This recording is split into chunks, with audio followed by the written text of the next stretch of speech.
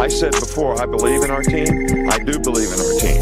All right, and we're going to work hard to make our team better. And I hope the players respond the right way. And it's not going to be for you. The fans, yes. Because if it was up to you, we're 6 foot under already. We're dead and buried and gone. Gone. And just because you got beat on the last play, that can't affect the next play. All right, or that's breaking you. Your frustration is breaking you. Just because you miss a block, or you get blocked, or you miss a tackle, or you fumble the ball. What does it take to break you? Everything you put into it is right out in front of you. Let's go get this thing. Keep it going. Show me you can. Show me you want to do it. Be better. Let's go. Hey, good morning. Welcome to Tuesday bye week of the Long Run with Piano Man. I'm your boy, Piano Man. Y'all about figured that out by now, so I don't even have to say that no more. But everybody roll Tide to you. And if you're not a Tide fan for your team, just go. I hadn't said that in a while. Let's just go. This morning, we have a cool show for you this morning. It's bye week, and I told you that we're not going to just spend a whole lot of time just talking about Alabama and LSU. We know that's who we play next, but I'm not going to spend 2 weeks talking about Alabama LSU. So this week, we're just going to talk about whatever. We're going to throw Alabama in, but we, as promised on yesterday, hopefully Coach Carl be on here in just a few. We're going to talk about some things about our Alabama Crimson Tide and just some things that Coach Carl discussed on his show just the other day. All right. Good morning, Dwight. My producer's here. Roll Tide to you, bro, and everything. Frankie K, good morning, and Roll Tide. Twister, my main man. Twister, let's get ready to work in just a second. Roll Tide to you, man. Martavis Heath, Roll Tide to you. Stephen Hicks and the Voices of No Mercy. That's the new crew. That's going to be the name of the crew that Stephen, the Voices of No Mercy. Good morning to you, Roll Tide, Stephen. Again, Twister. Carla Hinton, good morning, and Roll Tide to you, dear. All right, Chuck Culver, what's up? What's up, Roll Tide? Nicholas Harden, Roll Tide, sir. Roll Tide, and good morning, Nick. How's Grandma? Good to see you, my man Bobby Sprinkle and Miss and Lady Tammy. Good morning to both of you, and Roll Tide. Good morning, and Roll Tide to you. Let me see who else is up in here. Jeff Stapleton. Okay. I hear you, Jeff. That's right. We got some names coming up, some games coming up. But good morning and Roll Tide to you, Jeff. William Bryant, my friend and brother, good morning and Roll Tide. Good morning. And William, as always, keep the power. Don't fight the power. Keep the faith, bro. Latoya Billingsley, Roll Tide, and good morning unto you, the queen of the honeybees. That's right. Oh, Big Dean, what's up? Roll Tide to you, bro.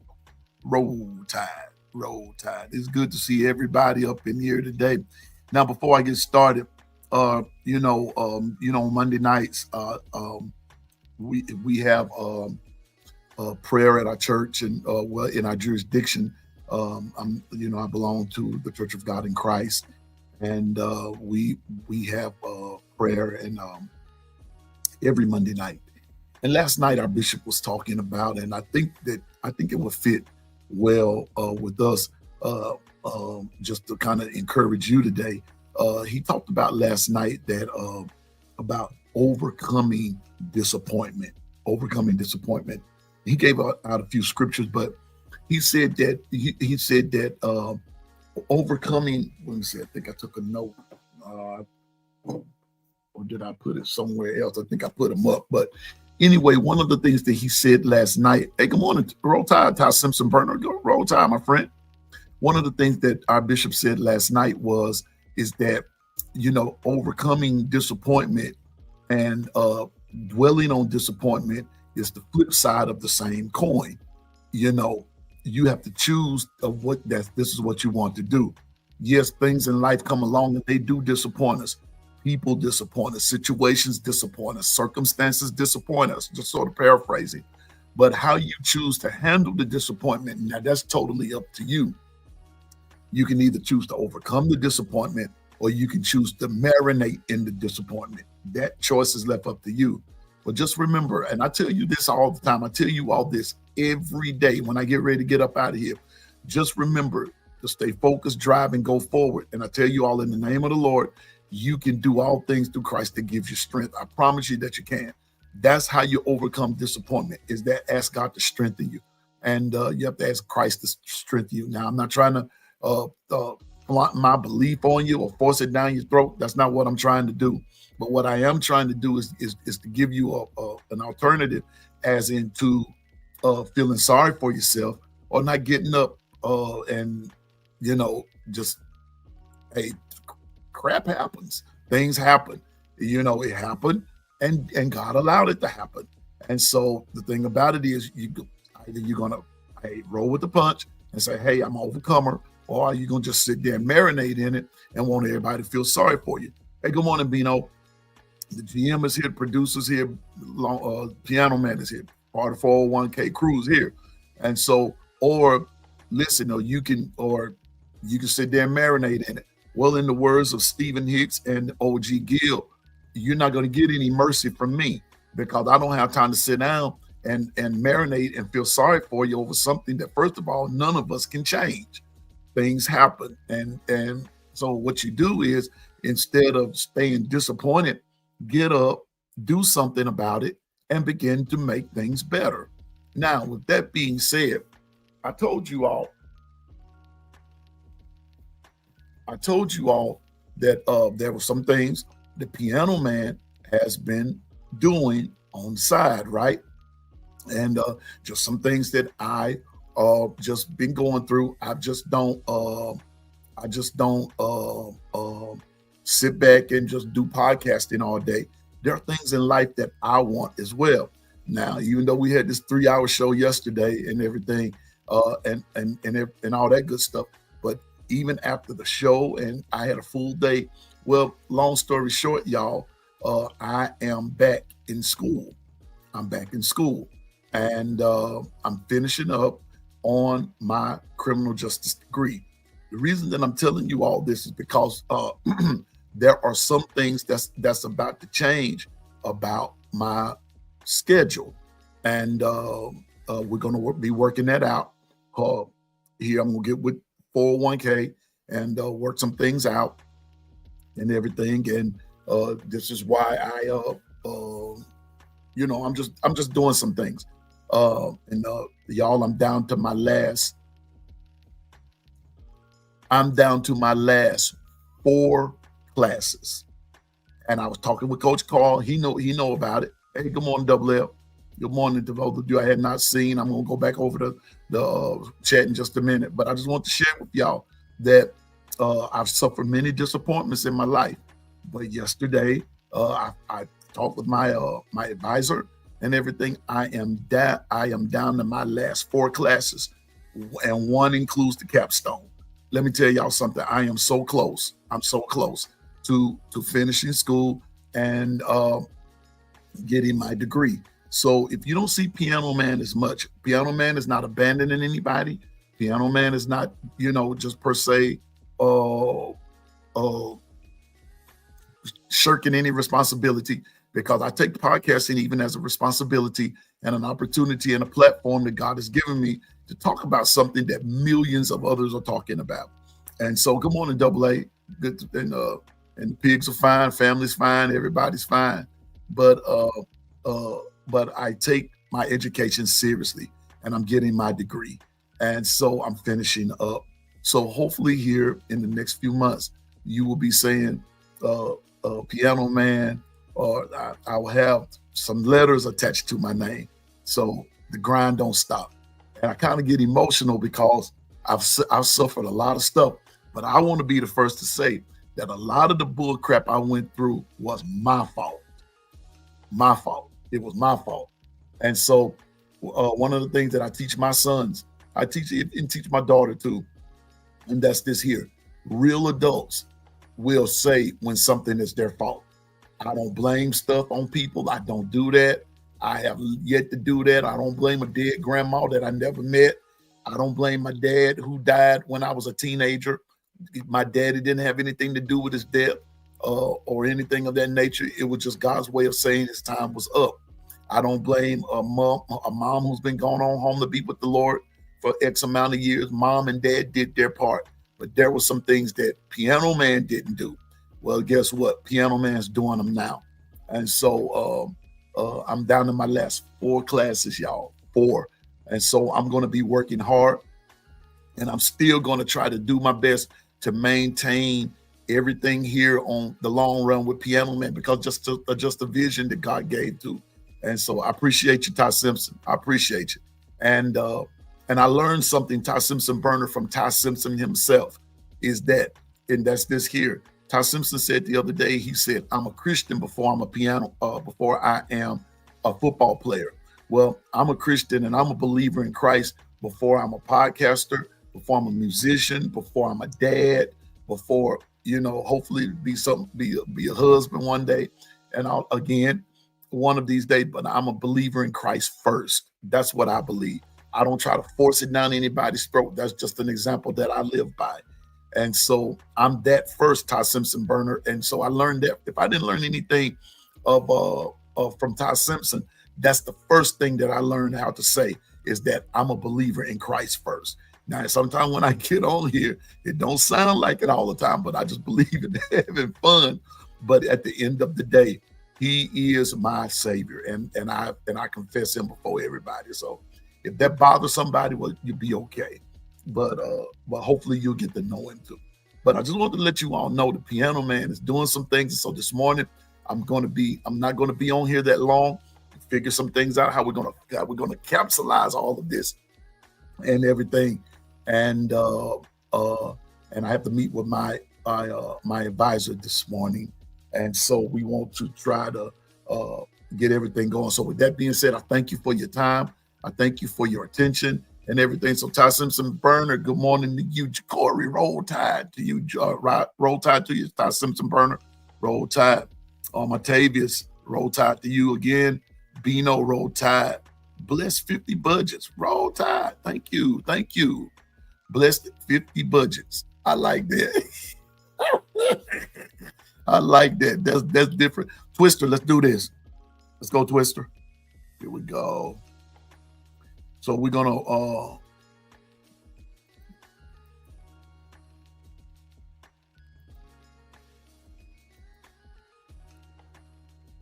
right, Twister, let's work. There's the there we go.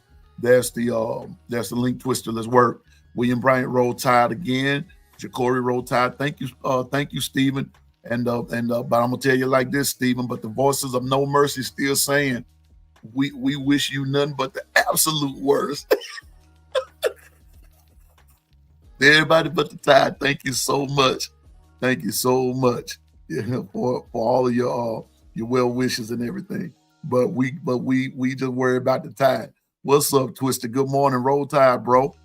Good morning. Roll tide to you, sir. Roll tide. How you doing, my man? Man, I'm doing all right, man. Man, sound like you still in the bed, boy. Get on up from there. I told you about keeping them late night hours, man. Listen, I don't care if you younger than me. It's still some things you can do back when you was 18, Twister. Now, I done tried to tell you now. You won't listen to your big brother. I keep trying to tell you, you ain't no spring chicken no more. Yeah, I've been basically busy all night, man. I've been busy all yesterday and everything, man, trying to handle these little documents and stuff I have been doing lately. I hear you, man. I hear you. I gotta stay busy, man. You gotta stay busy, man. You just sit here and don't do nothing, man. It's a psychological thing, man. If you just stay in one spot, man, things get to your head and you make you do silly stuff, but you gotta make yourself be busy, man, to keep yourself relevant. So. Exactly. Keep yourself relevant. And James Brown put a song out a long time ago. Now I'm telling my age now. To those of you that's above 40, I'm about to tell my age a little bit. But let me tell you something. James Brown put a song out a long time ago. He said, "I'm so tired of standing still. Like I gotta move on." You know, thing be keeping me awake at night and stuff like that. I'm tired of standing still, man. And so, but Twister, man, it's still exciting, bro. So this thing with and I hate to beat the dead horse to death, but I'm gonna tell y'all something. Now let's talk football. I'm gonna tell y'all something. It couldn't have happened to a better fan base. This thing with Brian Kelly, it couldn't have happened to a better fan base. Because I told y'all this, and I don't make no bones about this. I don't know who I dislike the most. Dallas Cowboys, LSU, Auburn, or the Devil. I don't know which one I dislike the most. I call them four right there, those four entities right there, Twister, I don't like them. I just don't. I don't give a who. You know what? Let me tell you something. I heard Ryan Fowler say this yesterday. Shout out to Ryan Fowler and those cats over there, Tide 100.9. That's where I be listening. I listen to them cats every day, from Martin Houston all the way up to Ryan Fowler. And sometimes I listen to Stingray and everything, but I listen to them guys every day. But Ryan Fowler said something yesterday. I got plum tickled, man. And I'm tickled here thinking about it. He said, if Jesus Christ was handing out popsicles in Lee County, he said, I just tell Christ to send me mine.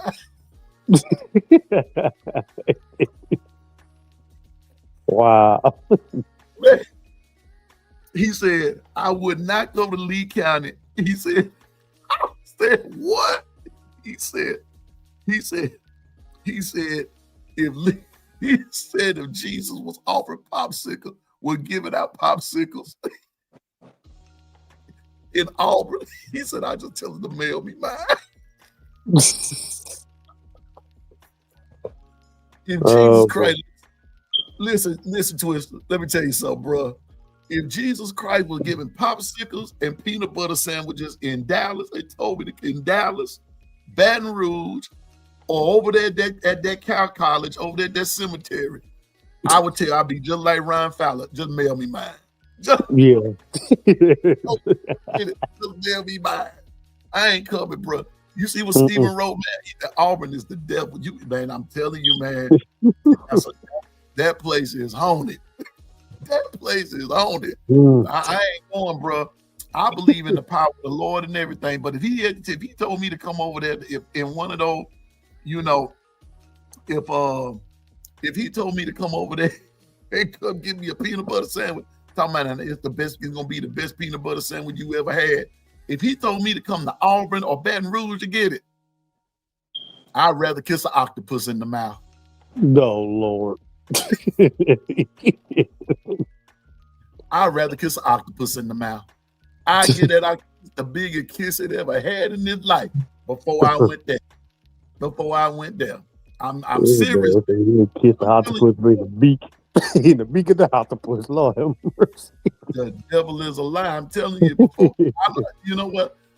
If you know what, I'm telling you now.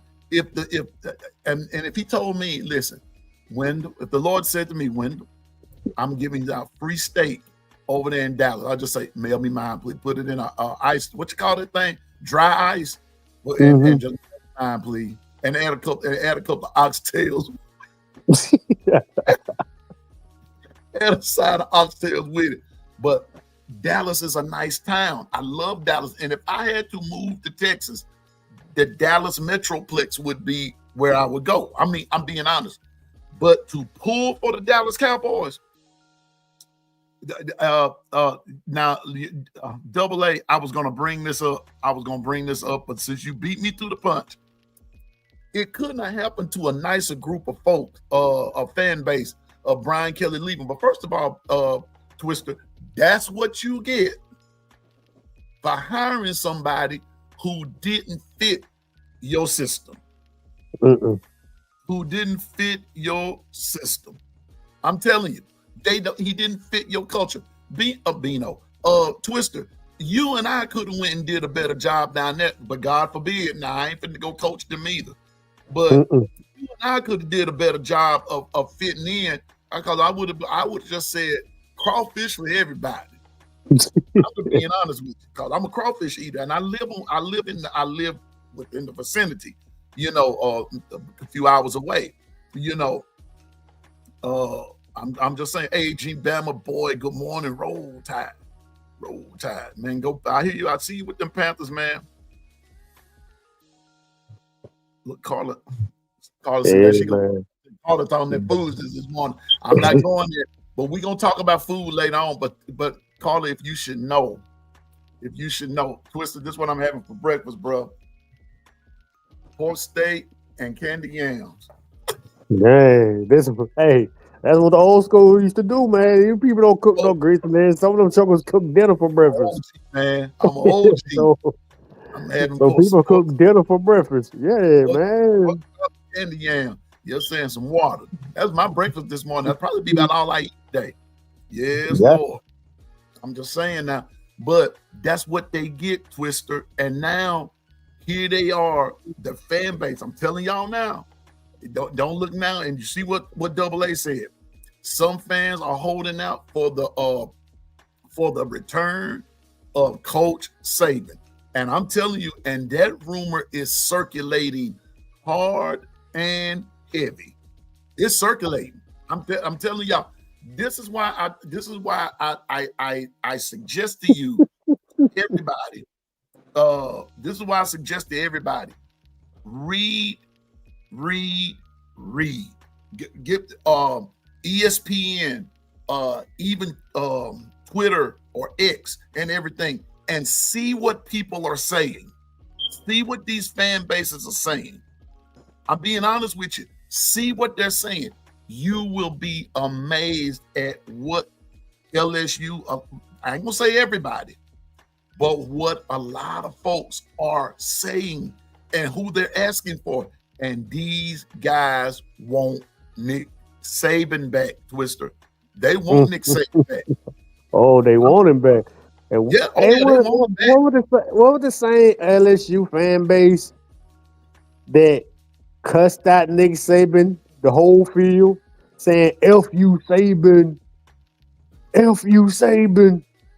And I'm like, wow. And then that's that same fan base. Now you want him? And the man said he's not coming back. So you better go ahead and find Lane Kiffin. You better go get that. Well, not Dabo. He ain't. You better get James Franklin. He's a decent coach. He won some games. And who else out there? Who else out there they looking at? That guy from South Florida? Golish is out. Well, first of all, you know what? Thank you, Double A. Hold up a minute. Oh, here we go. Here we go.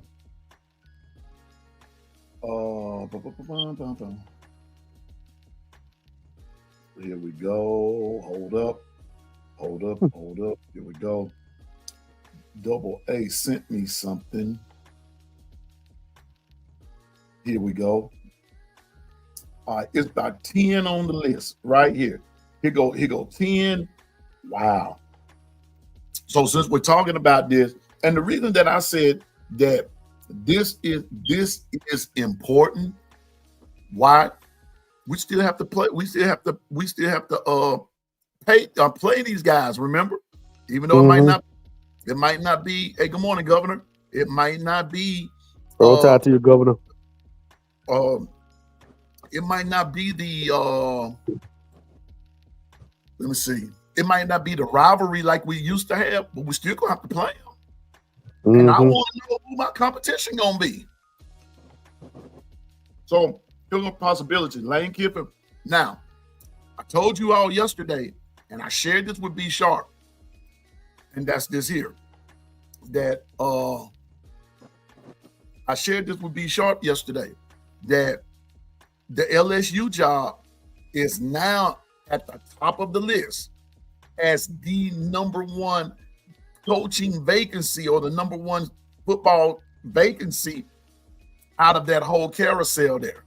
LSU is now number one, not Florida, not Penn State, LSU. All right. So here we go. Number 1 coaching candidate, Lane Kiffin. The number 2 coaching candidate, John Summerall from Tulane. 3, Dan Lanning from Oregon. Here's a team. Now, here is a name. Hey, what's up, Eric D? Good morning, Roll Tide. Here's a name that came up out of nowhere. But I sure heard this the other day. Guess who? Twister? Who that? Let me clear my throat.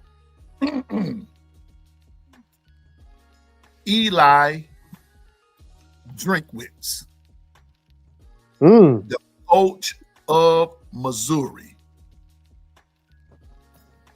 Dang, they even reaching out to that coach. That he's just a name on the he's a name on the candidate list, or who could be a possible candidate. Watch that name, because here we go. You remember I told you all yesterday, Twister, that when I was listening to one of the shows on XM Radio from a person who got the inside scoop of what actually happened at LSU. Well, watch this, Twister. Eli Drinkwitz's name came up like 3rd after Lane Kiffin, after Dan Lanning on this ESPN show. Eli Drinkwitz name came up early in the conversation, and they ended the particular segment by saying that they believe Eli Drinkwitz is not going to be coaching Missouri next year. He will be somewhere else. Wow. That's and he built that team all. He built that program up pretty dang great. Tell him, Twister. Say that one more time. He built that program pretty dang good. Why is he leaving? Wait a minute. Sit down and think about it. Now, name me, outside of Alabama, name me 2 colleges, 2 teams that came the closest to upsetting Georgia. Tennessee, Ole Miss. Well, let me tell you who the 2 were and had them beat. Was it a 1 year that Missouri went neck and neck with them that year? Y'all gone right. Missouri. Yeah, I remember that game. Missouri and Auburn. Oh yeah, I forgot about Auburn too.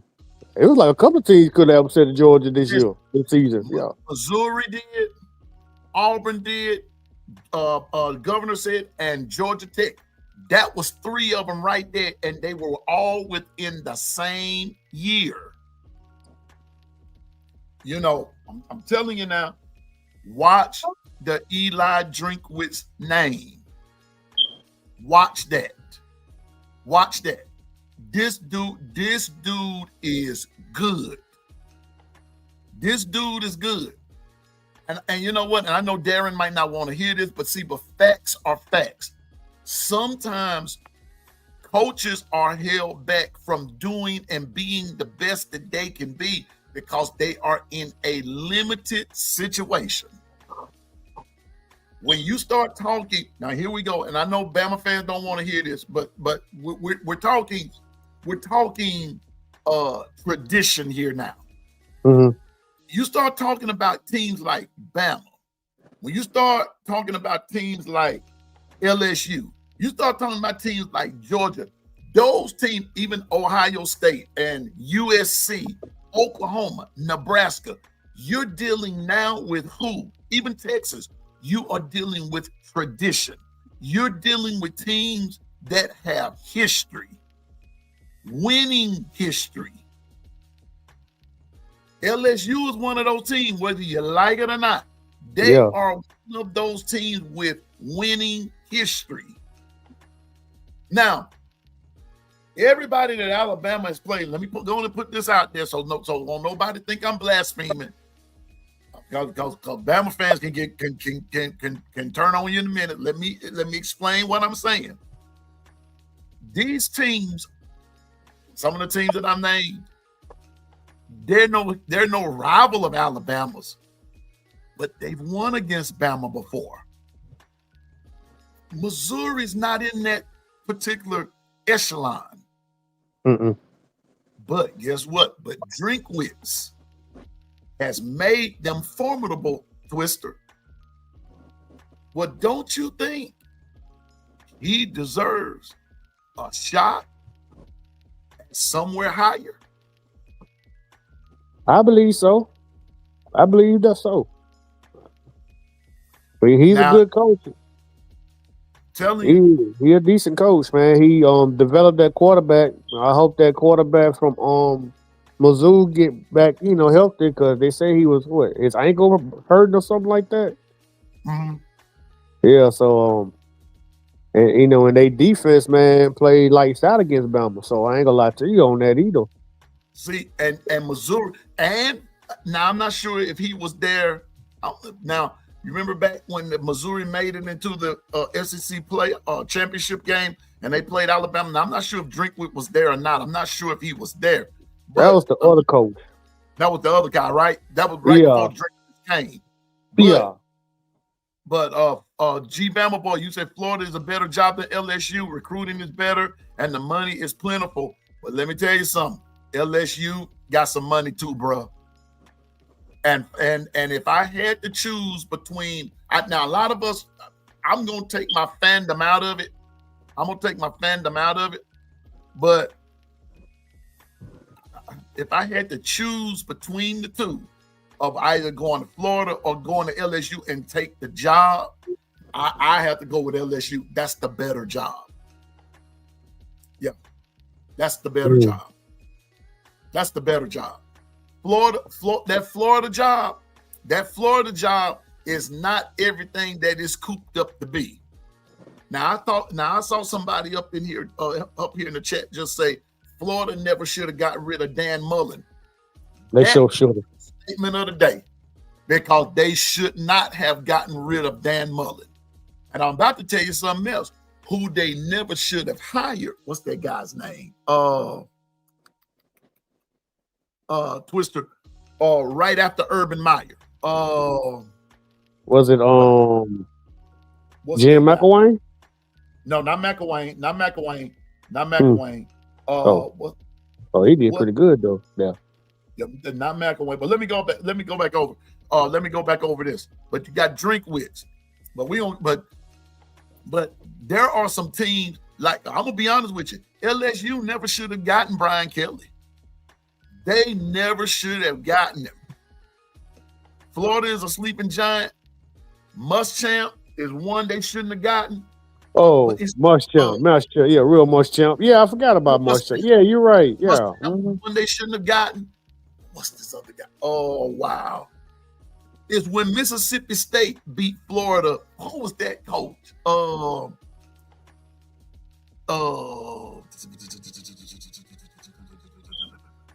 I can't remember that guy's name. That's who they shouldn't have gotten. Dan Mullen was the best thing for them. Dan Mullen knew the area. Dan Mullen knew the system. Dan Mullen knew what it took to win. But the thing about it is, you were going up against Saban at that time, and he was hot. It was just like back in the Gap when Peyton Manning was in his heyday, but he couldn't top Tom Brady. It was one of those things. You know. No, Ooh. Mark Richt wasn't at Florida, Jeff. Mark Richt was at Georgia. Mark Richt was at Miami or Florida. But Mark Richt was at he was at Georgia, and then Yeah, he he went to did. Miami. Yeah, then he left. Yeah. What's that dude's name? Y'all know who I'm trying to talk. You can be a Behind. team with 10 Florida guys and win a natty. Yes or no? But guess what, though, G Bama boy? When the last time Florida, any team from Florida, when was the last time they were in a natty? That's You talking about Florida, right? Florida have all that talent down there, but never really kept, Yeah, their last championship was 2008. Doggone Steve. But all these schools trying to chase what Saban did exactly. That's what it's all about. Dwight, right there. But anyway, Eli Drinkwitz, he's on that candidate list. Clark Lee, Vanderbilt coach. He's on that. Brent Key from Georgia Tech is on it. Marcus Freeman. If I was Notre Dame, I'd start my love offering right now. You better get him a goddamn raise for real, for real. Get him a raise. I'm telling you now. Will Muschamp was the coach after Meyer. Who was it after Muschamp? Zook. That's what I'm thinking about. Ron Zook. Ron Zook. That's I ain't heard of him. Never should have hired Ron Zook. They never should have hired Zook. Zook was a waste of time. Ron Zook, that's his name. I couldn't think of it until when Latoya brought up Muschamp and Meyer. Zook was a waste of time. Zook set them back. I ain't never heard of that name. Huh?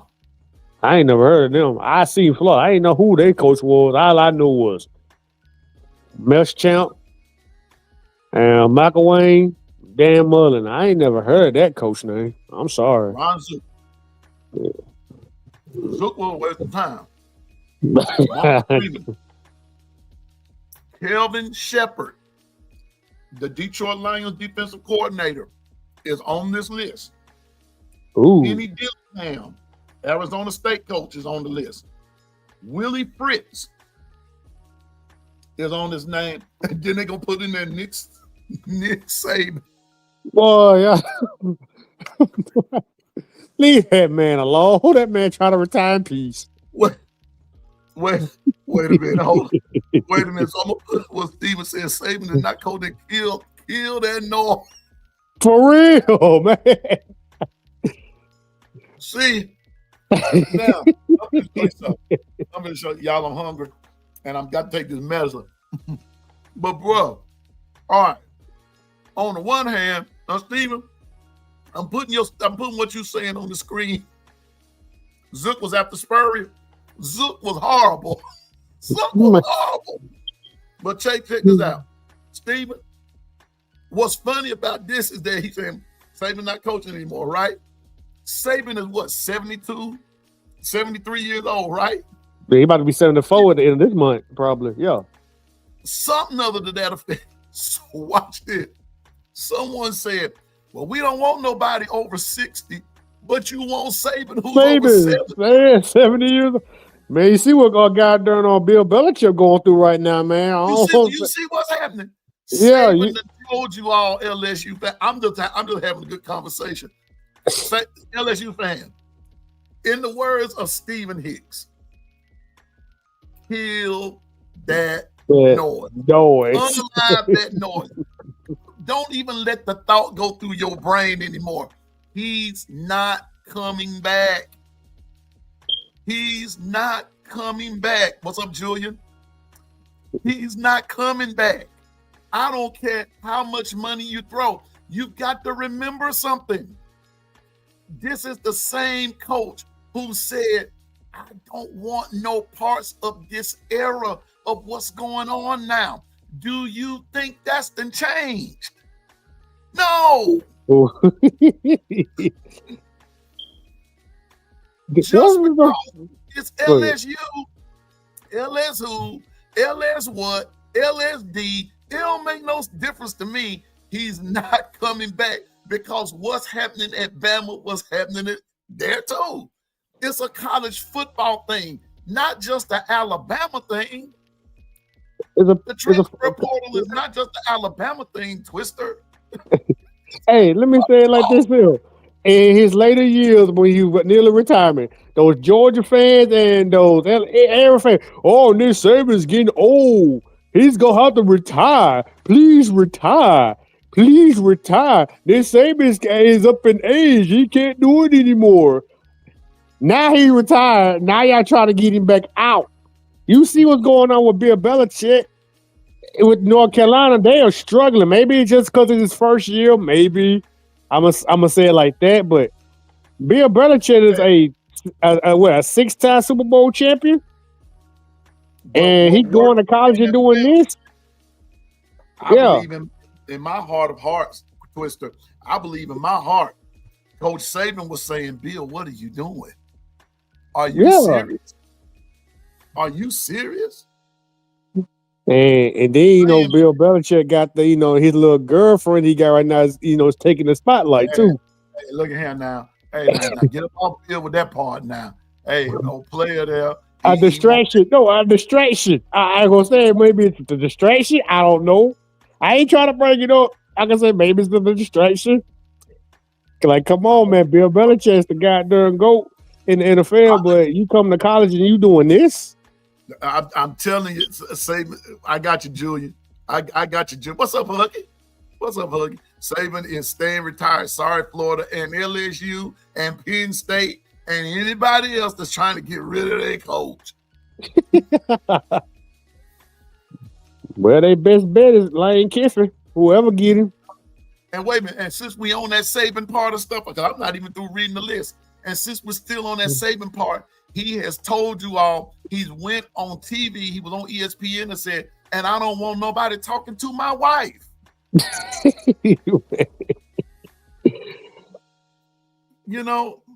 Sure, like he gonna change his mind if he don't talk to his wife. He's not budging. He don't want to talk. He said, I don't want that. Please, I don't want that. Even stay away from my wife. Stay away. Don't be talking to her. And look, J. Cole, hey, peace and blessings be unto you, my friend. God bless you, bro. I'm telling you, man, like, really? But you the same folks are saying, Saban too old to be coaching. Now, that's when he was at Alabama. I hope y'all seeing which way Piano Man is going here. Good morning, Bama. I hope y'all see what Piano Man is working with right here. I'm trying to let you in on something. It's okay. Some folks ain't they, in the words of Stephen Higgs. Some folks just confused. So let Piano Man and Twister make it plain to you, y'all. It's a Bama thing. Long as he was at Bama, he's too old. Mm-hmm. Now that folks are being let go and everything. Now all of a sudden, he's not too old anymore. It's just crazy. It is a Bama thing. They just hate us so much. You talked about him. Oh, he's too old. He don't got it anymore. Well, he don't have it anymore. Well, then leave the old man alone. Leave him the hell alone and leave his wife alone. That's all y'all got to do. And y'all can get some better coaches out there. Shoot. Y'all go get Lane Kiffin. He's like one of the best ones. And said maybe Dabo might be out there in that list too, I think. Hey, now, it's like what Coach Carl said yesterday. Hey, me and Twister do it for you, but the buyout got to be just right now. The buyout got to be lovely. It got to be lovely now. We'll come, Coach. We sure will. Mm-hmm. We sure will. We'll come, Coach. And in the words of Deion Sanders, and I'm going to bring Louis with me. Oh, man. I'm telling y'all. And God bless Deion Sanders, man. Let's just be realistic right here. We all know what the problem is. All of a sudden, like I said, when Coach Saban was in it, he was too old to coach.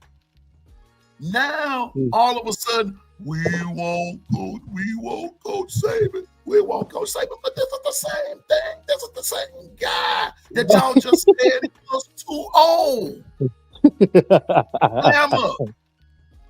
Can't you see what we as a fan base, what we are blessed with? Mhm. We are the standard. Indeed. Bama is the standard. Can somebody give me an amen right there? Amen. Can somebody in the chat give me an amen when I say that Bama is the standard? Amen, roll tide, preach on, preacher, or something. Say it, brother. Can't you see what the problem is? Bama is the standard.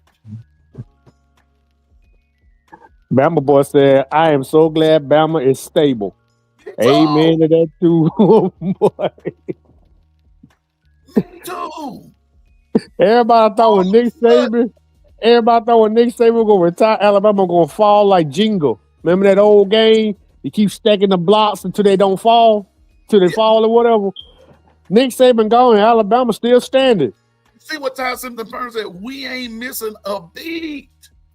And that's what's wrong. And can I tell you something else? Can I tell y'all something else? And y'all ain't gotta agree with me. Y'all ain't gotta agree with me. But here we go. Thank you. I'm doing the best I can to enlighten the folks. All of a sudden, when Saban was at Alabama, he was too old, and now all of a sudden he felt the fountain of youth.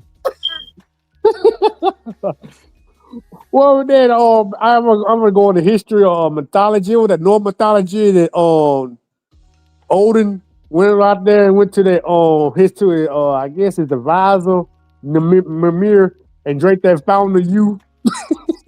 He went to that water and drank that fountain of youth. Yeah. Come on, Bishop. Let's work, man. All of a sudden, now all of a sudden, he done drink from the fountain of youth and all that good stuff, and you now all of a sudden you wanting Saban to coach y'all, but you just said here when he was at Bama he was too old. Now you want him to come back. See, it's a Bama thing. It's a Bama thing. Everybody, it's a Bama thing. Come on now, let's get with the getting. It's a Bama thing. Now let me say Bishop. Good morning. Go ahead. Finish up, Twist. Yeah, like I said, now if Georgia would have lost Kirby Smart, they were trying to reach out for Saban too. They know they would too, because they tried it one time. Yeah, Georgia would have lost Kirby Smart. They would have been reaching out for Saban. And those same old Georgia folks was talking about, oh, he needs to retire. He's old. He's in his 70s. Now look at LSU. They said the same crap too. Now look at him. Now y'all want him back. Nah, man, let him stay retired. And leave that man's wife alone. Mm-hmm. Exactly. Latoya. Wow. That's all we've been saying. That's what we've been saying. I was about to bring that up. I was just about to bring this up. Is that now, because trust me, y'all better understand something. Some of these same schools, low key, they want DeBoer. Come on. Go tell it on the mountain. Come on now. Over the hills, tell the truth. and everywhere. And listen, wait a minute, Bishop and Twister, and I'm just gonna say glory to the newborn king, because let me tell you something. Do you think? Listen to me now. Listen to me, y'all. Now, since we waiting on Coach Carl here for a minute. Now check this out. Check me out. Y'all ready for this? Just say, for instance, they got, hypothetically speaking, I'm gonna give y'all the reality right here. Coach DeBoer leaves. And let's just say, for instance, he leaves and goes to Penn State. Let's just use Penn State. All right. Guess who goes with him? Ryan Grubb. And guess who else? Somebody more important than Ryan Grubb. Courtney Morgan. The general manager. Yeah. The GM goes. That's what I was saying yesterday. Absolutely. Yeah. Wait a minute. I got to do this. I got to put this right here. Okay. Wait a minute. Hold up. The governor said, we so much the standard. It's not KD anymore. It's Black Hoodie KD. He's got, listen, the Black Hoodie phenomena done hit. It's done hit. Yeah. Let me tell you something. he has done something. I'm just gonna go and tell y'all. Coach Saban had the polo shirt and the khaki pants, right? Mm-hmm. The boy come in here with the and Stephen Hicks even said it, the black hoodie of death. And the black pants too. He wear the black pants as well.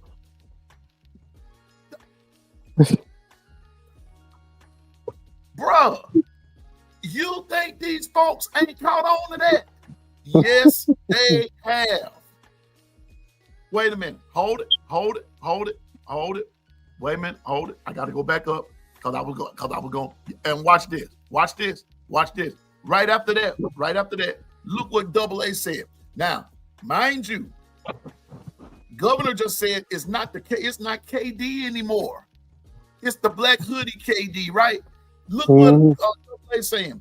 Heather Dinich already tried putting DeBoer's name into the Penn State carousel.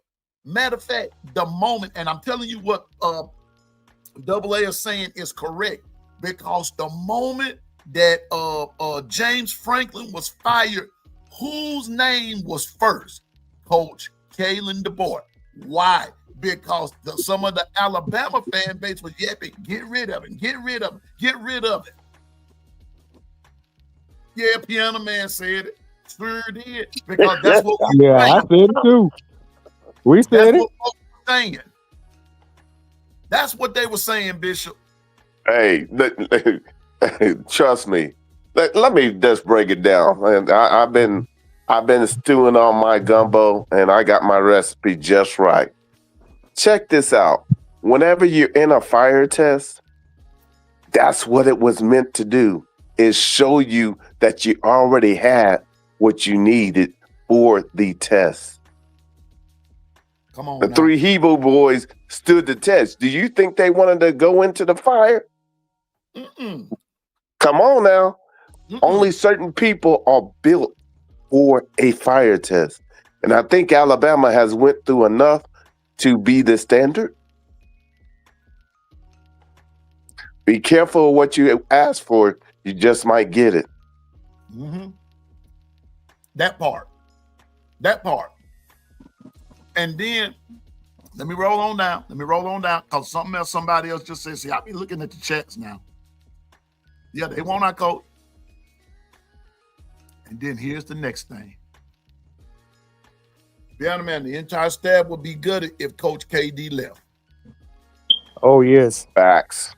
Just like the Nick Whoever Saban said that, retirement. hey, you spitting fire. Facts.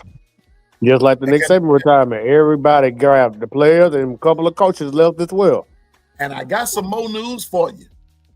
And some of those players are deeply committed to KD. They wouldn't be studying Auburn. They wouldn't be studying Georgia either. They would want to go where Coach Kalen DeBoer goes, and they would want to go where Ryan Grubb go. They would want to go where Courtney Morgan go. I don't give a hoot if it was Slippery Rock University. They will want to follow him. These guys are committed to this man. Look at Jeremy Bernard. He don't follow the board from Washington, Alabama, and one of the best receivers we got right now. I'm just saying, man. All I'm saying is what Governor said, is what Bishop said, is what Twister said, is what Coach Sean has said, is what others have said. Bama is the standard, but in every transition, there are rocky places. In every transition, there are rough spots. When you start off and you getting married, going from being single to being married, it's a transition. The rocky places start, those rough places start because you go from being single to being married and you're trying to work yourself as one. That's not easy when you're used to waking up in the morning by yourself. Are you working this sermon? You working this sermon. Work it. You know, you work, you wake up in the morning, you're by yourself all that time. Do y'all really think, okay, Now, I ain't trying to make this no religious thing, but I'm using this as an example. Do you really think it was that easy for Adam when he woke up from that deep sleep and saw Eve standing there? It wasn't all peaches and cream, because we don't know how long Adam was by himself. Well, the point that I'm making is this Coach DeBoer thing, this transition from Nick Saban to Coach DeBoer, it wasn't designed to be peaches and cream. It wasn't designed. As much as we wanted our fandom to take over, and we allowed ourselves to become delusional. I was one of them. Well, he gonna come in here and we gonna be this, and we gonna be 13-0 and blah blah blah blah blah. But when we started losing games, when we started winning games that we normally blow teams out, blah blah blah blah blah, we forgot about the transition. Yep. Now we come in on the first game, Twister and Bishop, and yes, and we lose to Florida State, but nobody's really, well, some of us are, but now we're looking at the fact that we took that game and we measured ourselves and we begin to get better and better and better. Now, are there still rough spots? Sure it is. Yes. Bama's still in transition. Exactly. I was one of those too. We called for his head. I ain't gonna lie to you. I ain't no delusional fan. I ain't no hypocrite. I admit it. I did say it. That first game, because we never lost a homecoming, opening game in 24 years. 24 years, we never lost our first game. That was it's like a hit in the gut, just like we lost to Vandy last year. We ain't lost to Vandy in almost 40-some years, and that was a hit in the gut. It's like all the stuff that we used to doing, used to having and seeing. And all of a sudden, since Caden DeBoer came and we lost those two, yeah, that kind of frustrated us because we're not used to losing. Like, we had a long streak that lasted almost 2 decades or more. And then we lost to the teams that we usually beat or early our first game. That did something to us. They're like, well, dang, man, that's not what we used to. Yeah, we asked for his head. We came out with our knives and pitchforks ready to get him out. And we had to recalculate ourselves like, wait. Okay, this is a new coach. This is a new scheme. Let that man build up to where he is today. Now look at him now. We ranked number 4. And look at Florida State. They done went down. They done took a nosedive. Because they stood right there and never left that moment. And they kept, they didn't keep. See, it's easy to take the rat poison when you win. You feel like you win a big game, but that's just one. You got to keep stacking days, and that's why they call it a fire test, because each time it's going to be something that either you're going to hold on to the old wineskin and you can't put nothing new. Mm-hmm. We got to learn how to be patient. You good. We got to learn how to be patient as fans. The Alabama fan base, we got to learn how to be patient. We used to winning when we had Saban. We got to be patient. We got a hell of a good coach. Caden DeBoer, or Black Hoodie Caden DeBoer, is doing his job. It ain't the same defensive schemes that we used to seeing, but we still winning games when we needed it. It's going to get better. Maybe a year or two. It could be probably like a Nick Saban-like defense. Who knows? We got to keep on. We got to be patient. Get better. Yeah. Everybody wants to be where you at. You number 4 in the nation. Getting better. I ain't gonna lie to you, Mel, but I'm being real. I know what you're saying. I'm just being messy. You know me. Yeah, I'm in my gumbo, so I'm feeling myself. So you good. Keep rapping. But like I was saying though, it ain't the same like out of the Nick Saban, dominant defense, man. We got a dominant offense. We just need to fix the O-line a little bit. The defense need to close the gaps. So, it gonna come through time. This is the second year, and we doing pretty dang good with the experience we got. And like I said yesterday, everybody getting a shot on the field. It ain't just all the same players that we see every week on the field. And then the next week we might see somebody else on the field that we ain't seen before. Everybody getting all that experience, man, because next year, them same players or who are freshmen and sophomores might be juniors or seniors next year. They already got that experience. They know what to do. They know how the scheme goes. They know what the coaches told them. And they be ready to go and go kick some ass. I like that strategy they doing. Let Yeah, them get them some experience on the field. It's all good, man. I mean, it's all good, but I just want to show. Oh, let me get back to this for just a second. Hold up a minute. I got caught up right there. But here we go. Nick Saban. Now we still on this LSU thing. Nick Saban, James Franklin, Rhett Lashley, Alex Golish from South Florida, Kalani Satak at BYU, and that's it. Those are 10 coaches that now, and where was this source at? And this came out of New Orleans at NOLA.com. That these are 10 names that could possibly surface. Now I'm telling you one name you can about forget, and that's Nick Saban. You can forget that. You can forget that. Forget it. Forget it. Forget it. Forget it. Forget that. Forget that player. Forget What that. about this other coach we heard? What about Kevin Sullivan, the former Texas A&M coach? Sumlin? I don't think Sumlin.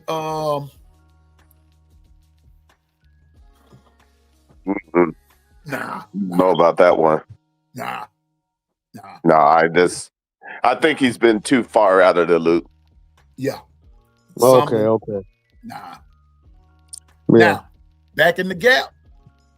Yeah. But right now, I don't think so. Okay. But I tell you what, the simple fact of the matter is, if people don't realize that the NCAA is a new level, what we grew up with is not this new NCAA, and so everybody, their parity is real. When the last time you see Vandy bowing up to Bama? The new era. The rules are changing. When did you see Mississippi State, who we know Jeff Levy is building, but them boys are playing football and they're starting to believe, and they're taking teams that they would have lost to before, and they're taking them to overtime. Look around the SEC. Ain't nobody soft.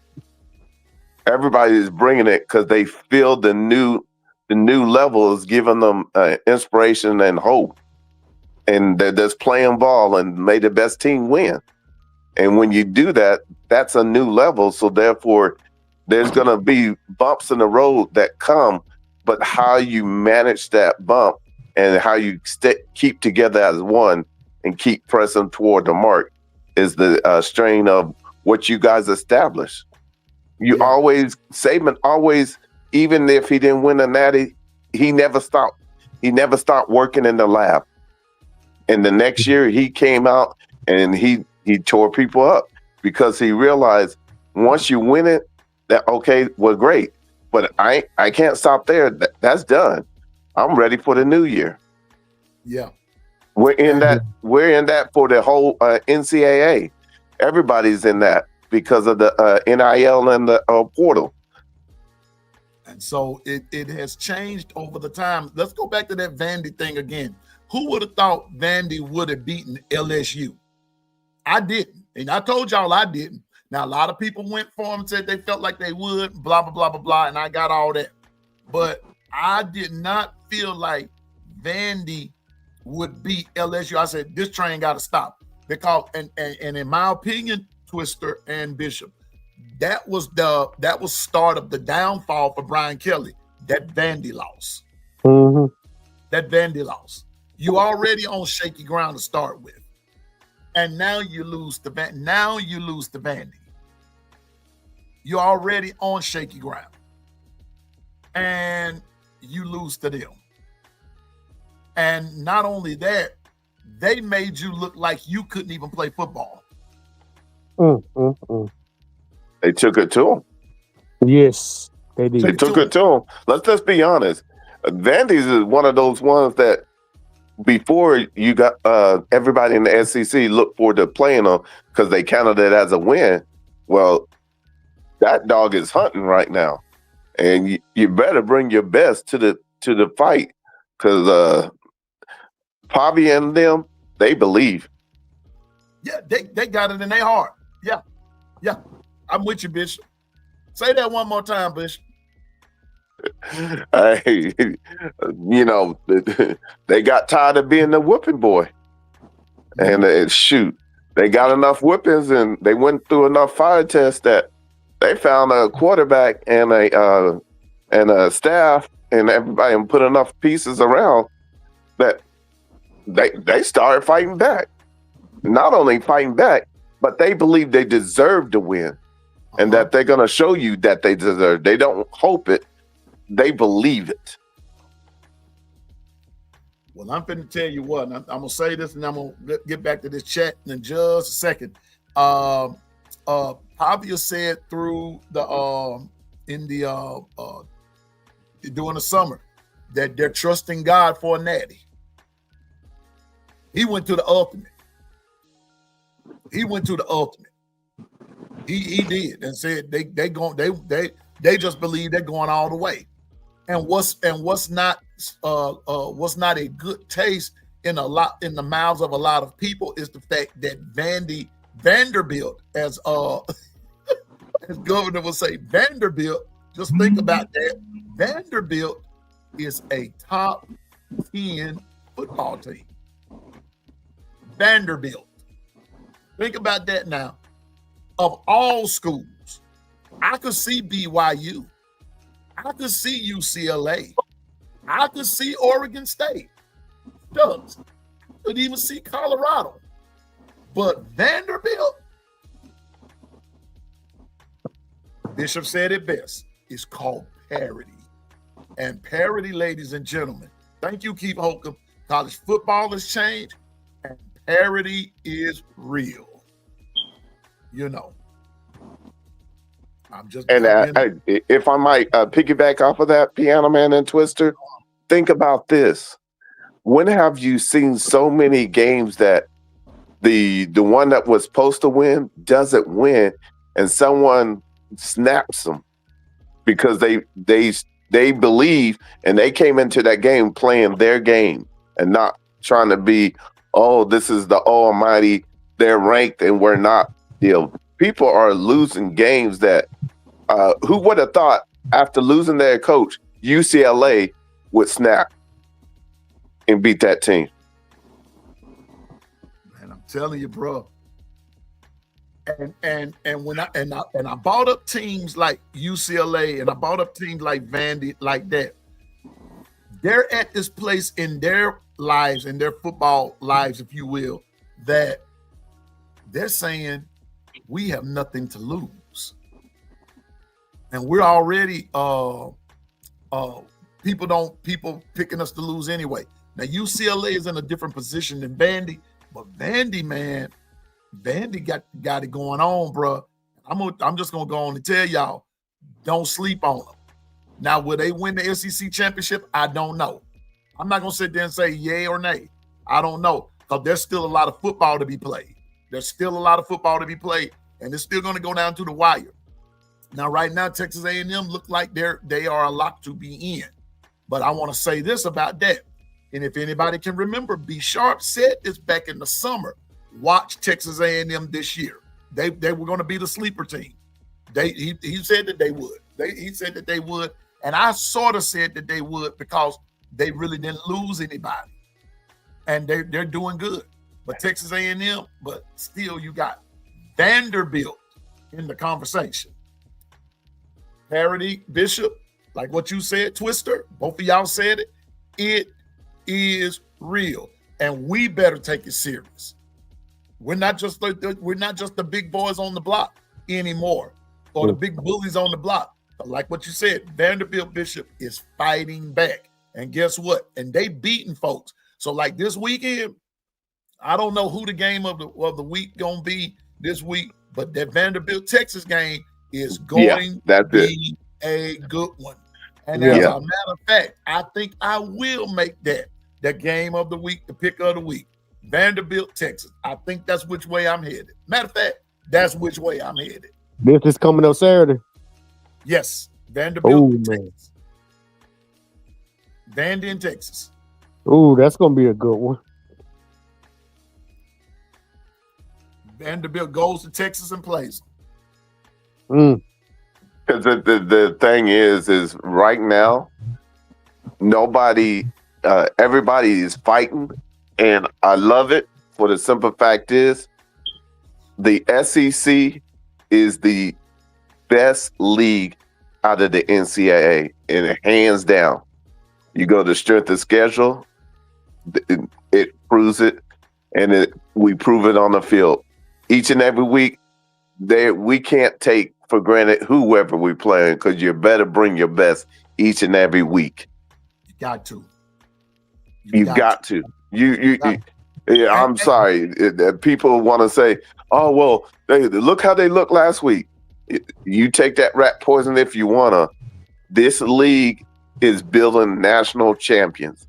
The national champion will come out of the SEC, because as much as we've been battling against one another, we're prepared for the future.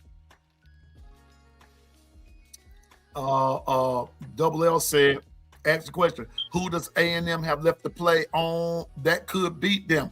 The only team I see that could beat them is Texas. And they play Texas in Texas. That's one of those games. That's one of those games that. And that's a rivalry. That's a rivalry from game. way back in the day. That's back. a nasty rivalry. Kodak. When both of them were in what they call the SWC. Yep. Long before Texas and Texas A&M became SEC, they were in I can tell you some tales on that. Those folks. Texas A&M. Oh yeah, that is a nasty rivalry. That's nasty. And they don't like each other. Now, you talk about Bama, Auburn don't like each other. No, Texas A&M don't like each other at all. I They thought don't. Texas and Oklahoma was worse. Not them two. Not them. Texas and Oklahoma ain't even in the same league with Texas and Texas A&M. Because Dang. Texas A&M left the conference to go with you guys to get away from Texas. Yeah, to get away from Texas. That's the truth. Mm. And they got upset when they found out Texas was coming. That's why Hello. I'm telling folks, Hello. read this stuff. They got upset when they thought that little to-do was over. Now it got started. And now Texas A&M is winning, bruh. I'm gonna watch that game. game. I'm gonna treat that game as if Bama playing. I'm gonna watch that game. I'm gonna have my snacks out. I'm gonna have everything going. I'm gonna have my grill going.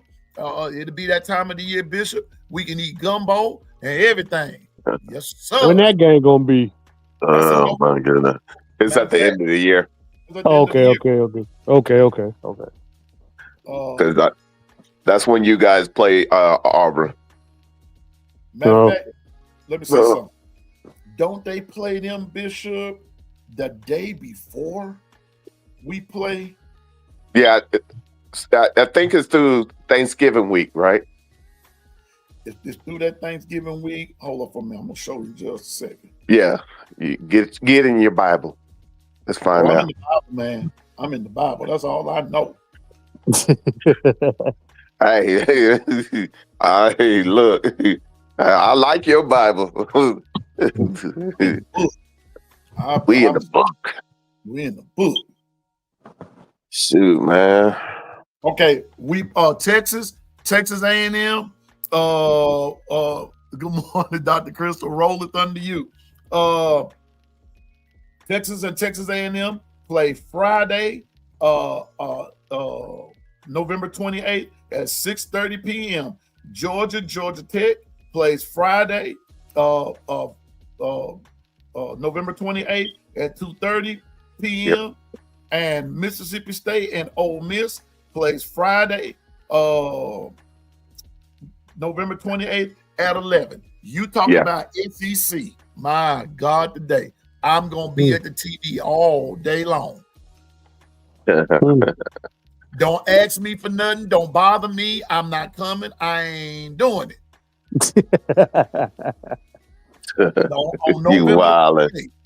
You wildin', yo. I'm already telling you now. Don't y'all chat. Don't call me up. I'm not coming to pros Thanksgiving dinner. I'm not doing it. We ain't eating. Listen, We ain't eating leftover turkey salad. We're not going to do it. No, sir. No, ma'am. On November the 28th, I'm going to be sitting in the comforts of my crib watching SEC football all day. Man, I know perfect tailgating. Barbacoa tacos. Ooh, wee. And that sound pretty good. But I'm eating gumbo that day because I got to feel the only thing that I will do, I'll do this, Bishop and Twister, on the 28th. Y'all know what that is? I will do? What's that? Go fishing. You already know. That's with us country boys, that's what we get out. Go Hey. fishing. That's it. Go fishing. I go fishing now. But other than that, don't bother me. Because let's sub. I'm just saying. Hey. But my game of the week is gonna be Vandy, and Texas. That's what I'm going. That will be the game we're gonna make the prediction on. That's gonna be the most intriguing game. Texas can't afford to lose. Vandy really can't afford to lose. Look at him. It's gonna be an interesting weekend in the SEC because Vandy, Texas, Tennessee, Oklahoma. Let me see. Who else? Hold up. You got some interesting games now. Hold up. Yeah, buddy. Vandy, Texas, Georgia, Florida, Mississippi State, Arkansas, South Carolina, Ole Miss, Oklahoma, Tennessee, Kentucky, Auburn. That's the SEC schedule right there this weekend. Yeah. That Mississippi Arkansas game look very underrated. A good game right there. Yeah. You got to see you there's a lot from that's why we were saying and Bishop, thank you for that talking about that gauntlet, man. And let me tell you something. Yeah.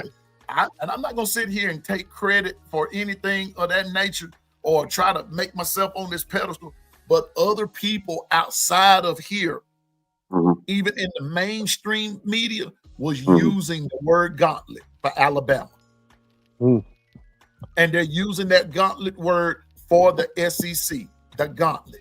Yeah, because let's be honest. This is where college football standard resides. Because everybody else, they don't even have the strength of schedule that we do. Their strength of schedule is 2 to 3 games. Our strength of schedule is 5 and above, 5 plus games. And you better make sure you bring your A game to each and every game. That's called a gauntlet.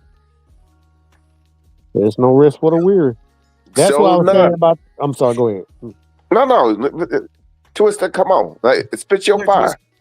Like I said, man, no rest for the weary. That's why I keep asking, about these other ranked teams that's up there on top, or they keep praising about. What is their strength of schedule? Who did they defeat? Like, what teams did they defeat? Why they, getting pushed up? Some of them getting pushed up. Some of them, like I said, even though I talk about Ohio State, who did they really play? I know they on top and they ain't lost the game yet, but who did they defeat? They don't even got Oregon on their schedule. They got Michigan. Do they even have Penn State? Well, Penn State, I ain't gonna probably, I don't know about them, but they might still give them a fight. I don't know. I'm just saying. They play them this week. Well, Penn State might come, they don't got nothing left to lose. They're gonna probably basically play for pride. That's what I'm gonna say. But other than that, man, that's a loss. Yeah, well, dang, never mind. But I tried though. But man, like, who did Ohio State gonna play? Like, who besides Michigan? And see, that's what I was trying to bring across. When I say gauntlet, and even me being a Sooner, the gauntlet is why we came to the SEC. Yeah. You want to go through this because when you get out of here and you win this SEC, do you know how much above everybody else that you're prepared for your moment to go win a natty? Man, a fire test is real. And when you go through this SEC and you come out and you find a way to get into the playoffs, you are more than prepared. You're ready for you're ready to go through fire because you've been fire tested. That's why everybody comes to here, because they realize as you build your team, you better be ready each and every week. Because I don't care what the record, and it allowed me to understand. I don't care the record. I care that it's a gauntlet, because everybody was ranked. That didn't mean that they were soft. They were ranked because other people saw that, hey, they have the ability to do what they got come to do for this season. Right. Yeah, exactly. I'm telling y'all, it's going to be rough from here on out. But it goes back to like what they were saying for Bama fans this week. The good thing we can do is sit back and watch these dumpster fires and destruction. Because trust me, it's going to be clearing up even more. But let me ask this, Bishop, what Double L just asked. So even if Texas A&M loses, they're still in the SEC championship game. Now, understand, everybody got 4 more games. So let's just say they're leading to be in there because they still got to finish. And like I said, and they undefeated still too. Yeah, they're undefeated, so it'll be their first loss. So yes, they would still be leading to be in that game. And then it's that's up on them to complete the gauntlet process. But the key is whoever they play, they know that they are the leaders. They're in the position that you guys used to be. Can they handle it? Yeah, and so I'm going to say this, and Coach Carl should be with us in just a second, but I'm just telling you now, it's going to be interesting from here on out, y'all. It's going to be very interesting from here on out, and but with that SEC, as far as that SEC thing goes, you only have 2 that's left that's undefeated, and that is Bama and Texas A&M. So we've got a lot to contend with here. So here we go. Hold up for just a second. Okay, where Coach Carl go? Oh, my bad. Right, go right there. All right, everybody. It's the coach. Y'all. It's Coach Carl. What's up, Coach? Roll Tide, Coach Carl. What's going on with you, bro? Hey, y'all, how y'all fellas doing out there? Salute. What's going on this morning, world? Oh, man. Let me see something here. Before you get started, Coach, someone wants you to answer a question. Let me see. I got to go find you back there, Latoya. Turn off the lights. The party's over. Yeah, I've been listening for a while, right? Here we go, Coach. Can anyone answer this? What's the difference between strength of schedule and strength of record? Coach Carl? The same thing. They both are the same thing. The strength of schedule is how strong your schedule is, and the strength of record is how well you handle the schedule that you got. That's it. If you get a strong schedule, they tell you how strong the schedule is from 1 to whatever, and then the record. What's your record on the schedule? It tells you how well you done, points wise, production wise, and defense wise. You know, it tell you what your production is during the time that you played that schedule. Gotcha. Facts. Gotcha. And so let me ask you this, Coach, and you too, Bishop, and y'all can both, I'll give it to either one of y'all, or both of y'all can answer it in your own your interpretation of it. I'm gonna use I'm gonna use Ohio State since they number 1 in the nation. Their strength of schedule versus their strength of record. Their strength of schedule, their strength of record versus Bama's strength of schedule strength of record, who fares better? Who's the stronger? I'm gonna start with Bishop on that one. It's second to none. It's Bama. Look who had.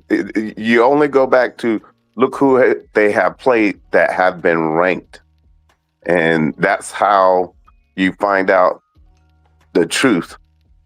Is always in where you have learned to go through the fire test is where you find the truth, and Bama has the truth.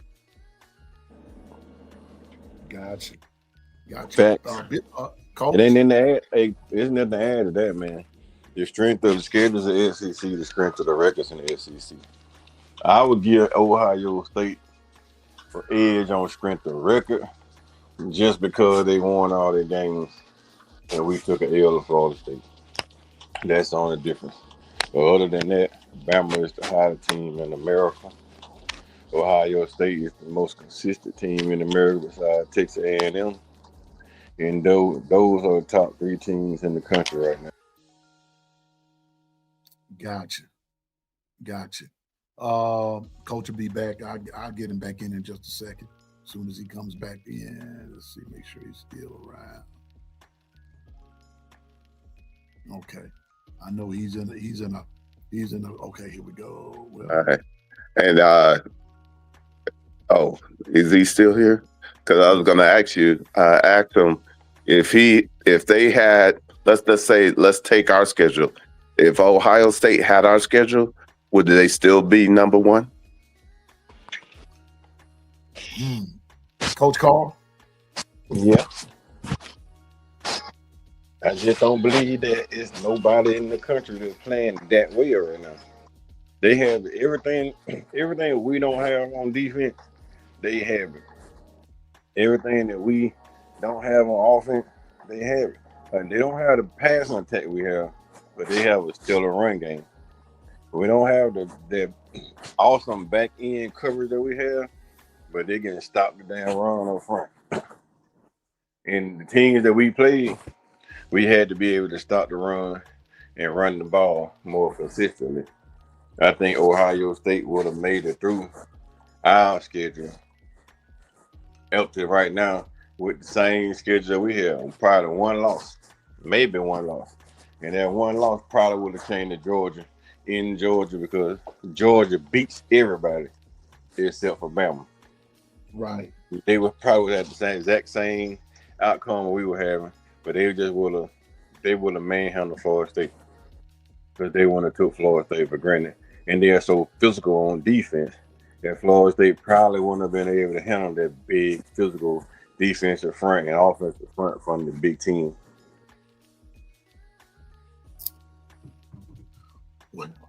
It's going to it's going to be interesting from here on out. But like we were just saying, right? You heard of Coach Carl when we was just saying this gauntlet is real, and this coming weekend it's going to be it's going to get a little more clear of who's going to be, shooting around the top there and everything. So it's getting ready to get real interesting. But the game of the week, I've already made my decision. Game of the week is going to be Vanderbilt versus Texas. That'd be the prediction game of who we think wins that game. So that's going to be the game everybody going to be choosing from. I'll give you a couple of days to ponder on it, and we'll talk about it later on in the week.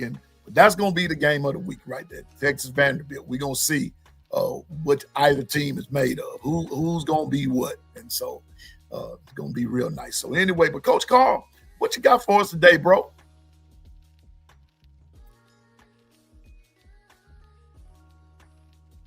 Well, I want to say 2 things. A lot of people discredit Ohio State's schedule. Ohio State went out and did something, man, that no other Big Ten school would have done. And that puts Texas on their schedule, week 1. Knowing that Texas was coming in the season ranked in the top 5. They took on the challenge, man, and they beat Texas. You can't say nothing bad about it. They put Texas on the schedule. They beat Texas. They made Arch Manning look pedestrian. Then they turned around and showed the world exactly how to beat Texas, and the world continued to pound on Texas' head. Right? So the whole model of beat Texas model started at Ohio State. Pressure Arch, stop the run game. And then everybody started taking heed of what Texas did to what Ohio State did to Texas, and that's how they playing Texas now. Fast and physical, just like Ohio State did. Right? So I'm not gonna discredit what Ohio State doing. I do know that as the season get older and older, when you don't play competition consistently, you be rested for that long run. And then they may just be rested, well rested, and ready for the second half of their schedule or the back end of their schedule. Right. Now think about that. When they get to the playoff, they'll have the Big Ten championship game, which they'll probably end up playing Indiana again, right? Then they'll get a chance to get in the playoff. Number 1 seed, number 2 seed, somewhere around that area. Then they walk in the playoff with a bye week. Their first opponent will be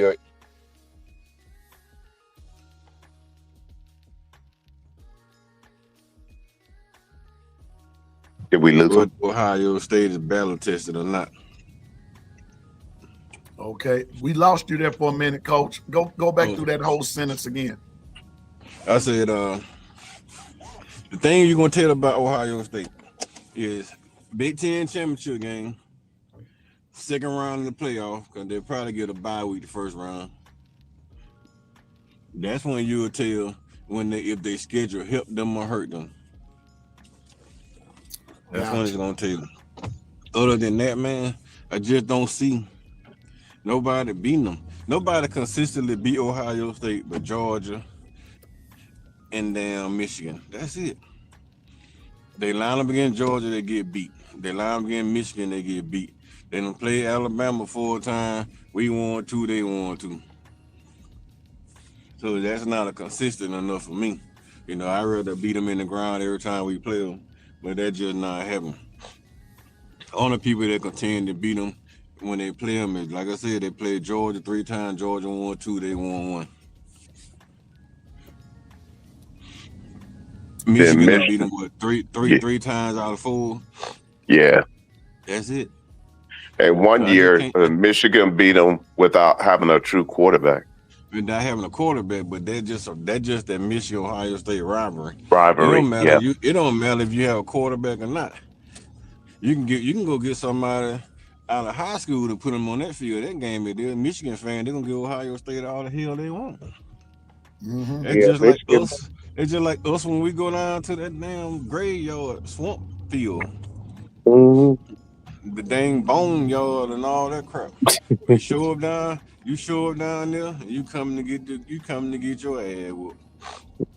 Cause they gonna give you everything they have and some. And we done been to grave digger, we done been to double overtime, we done had that ooh-wee mistake. Like, I'm not gonna be talking about them, but I will call out all our successes, but I'm not gonna call out our failures. I'm gonna just say ooh-wee mistake. Yeah. And Michigan beat Ohio State without their coach. Without a coach. Yeah. No, not they. Honestly, people always say that, but Sharon Moore was the glue stick to that championship team because they were Jim had so much stuff going on in the background, and he was such a big target. All that sign stealing stuff, posting up all around the league. When they suspended Jim, all he had to do was just focus. All Sharon had to do was just focus, galvanize the team, call plays. He got that team on one accord, and the team started playing well. So when that man come back, Mr. Sign Stealer Harbaugh, when he come back, the team was already clicking on a level, man, that it was hard to damn beat them. And you seen that. Ohio State couldn't do anything with him. Alabama couldn't do nothing with him because he had them so geared up and so focused in with that sign stealing that they was out there trying to prove everybody that they can win without stealing. And they went out and won a national championship. That didn't come from Harbaugh. That came from Sharon. So when Harbaugh came back, I don't care what nobody say. When Harbaugh came back, I think Sharon Moore still was running that team because they were running so much better under him, and then it looked like it ever did on the damn Harbaugh. Well, anyway, all right. But Coach Carl, what we waiting on? You said that you were going to do some breakdowns this morning of what you were talking about the other night on with P-Town Media. You ready to start that now? Hold on, let me get me some coffee. Uh-oh. I gotta have me some coffee. I'm not gonna say that. I'm not gonna do nothing crazy. He trying to get that energy up. Not doing He anything trying to get crazy. that I just energy gotta up have to me wake some him up. coffee. I gotta have me some juice this morning. He got to get rejuvenated. Yeah. Hey, Twister, What? what's the business is? What's happening, man? Hey, you the man of the hour. Don't start. Don't start, man. Don't. I ain't starting like that. Hold up. See. Look at you, piano. I'm saying don't start because he Twister gonna take that somewhere. That I ain't have my coffee. Y'all go ahead and finish, man. I'll be right back. All right, Go ahead, man. Go ahead, Coach, man. Go ahead. Go ahead, Coach. Man, I ain't doing nothing, man. I'm just chilling, relaxing right now. See. But anyway, but I hope that but on football though, I hope everybody see it has gotten crucial, and this weekend gonna clear up a lot of stuff. If Texas A&M continues to win, well, there's still gonna be Bama, Texas A&M in that on that path. It's gonna be on that path of the SEC championship, because you see right now we're the only two that hadn't lost the games within the SEC. But the thing that I want everybody to understand is that you still have a couple of teams in there that's floating around that, you know, at the drop of a hat, if something goes wrong somewhere, I've often said sometimes it's not the fact that you lost, but it's when you lose and who you lose to. And so the SEC right now, it looks like it's going to go down between Bama and Texas A&M, providing that there's not a I think they call it, Bishop, a common loss, and so tiebreakers and things like that. So right now, Bama and Texas A&M own tiebreakers over everybody that they've beaten. You see what I'm saying? But there can't be a slip up somewhere and then you lose out on that part because of a common opponent, that somebody will own the tiebreaker over you. That's why it's important. I'm just of the old school. Don't depend on someone to do something for you that you could do for yourself. Yeah. And that's how I see it. Not only that, just go 1-0 each and every week. It'll take care of itself. Just go 1-0 each and every week, because it's a gauntlet for real. If you start looking past somebody, that's when you get got. Yeah. So like you said, Bama got to lose 2 games to not make the SEC, make the SEC championship. And so I'm gonna be perfectly honest with y'all. I don't want to lose 1 game. I'm just saying, I don't want to lose 1 game because I just don't like lose. I don't like the word that lose thing being in my vocabulary, but I understand that there will be off games sometimes. So I'm just saying don't don't take anything for granted. Don't take anything for granted, because at the drop of a hat or anything, something could change and change the trajectory of your whole thing. So all I want Bama to do, Eric D said it best. Stephen Hicks said it best. Just keep winning. And I've been saying it. Winning settles everything. And we ain't at the wars yet, man. We still in the battlefield. We got LSU, and then we got Oklahoma, and we still got Auburn. We ain't finished yet. We still in there, man. Like, yeah, we still got some more tests to go.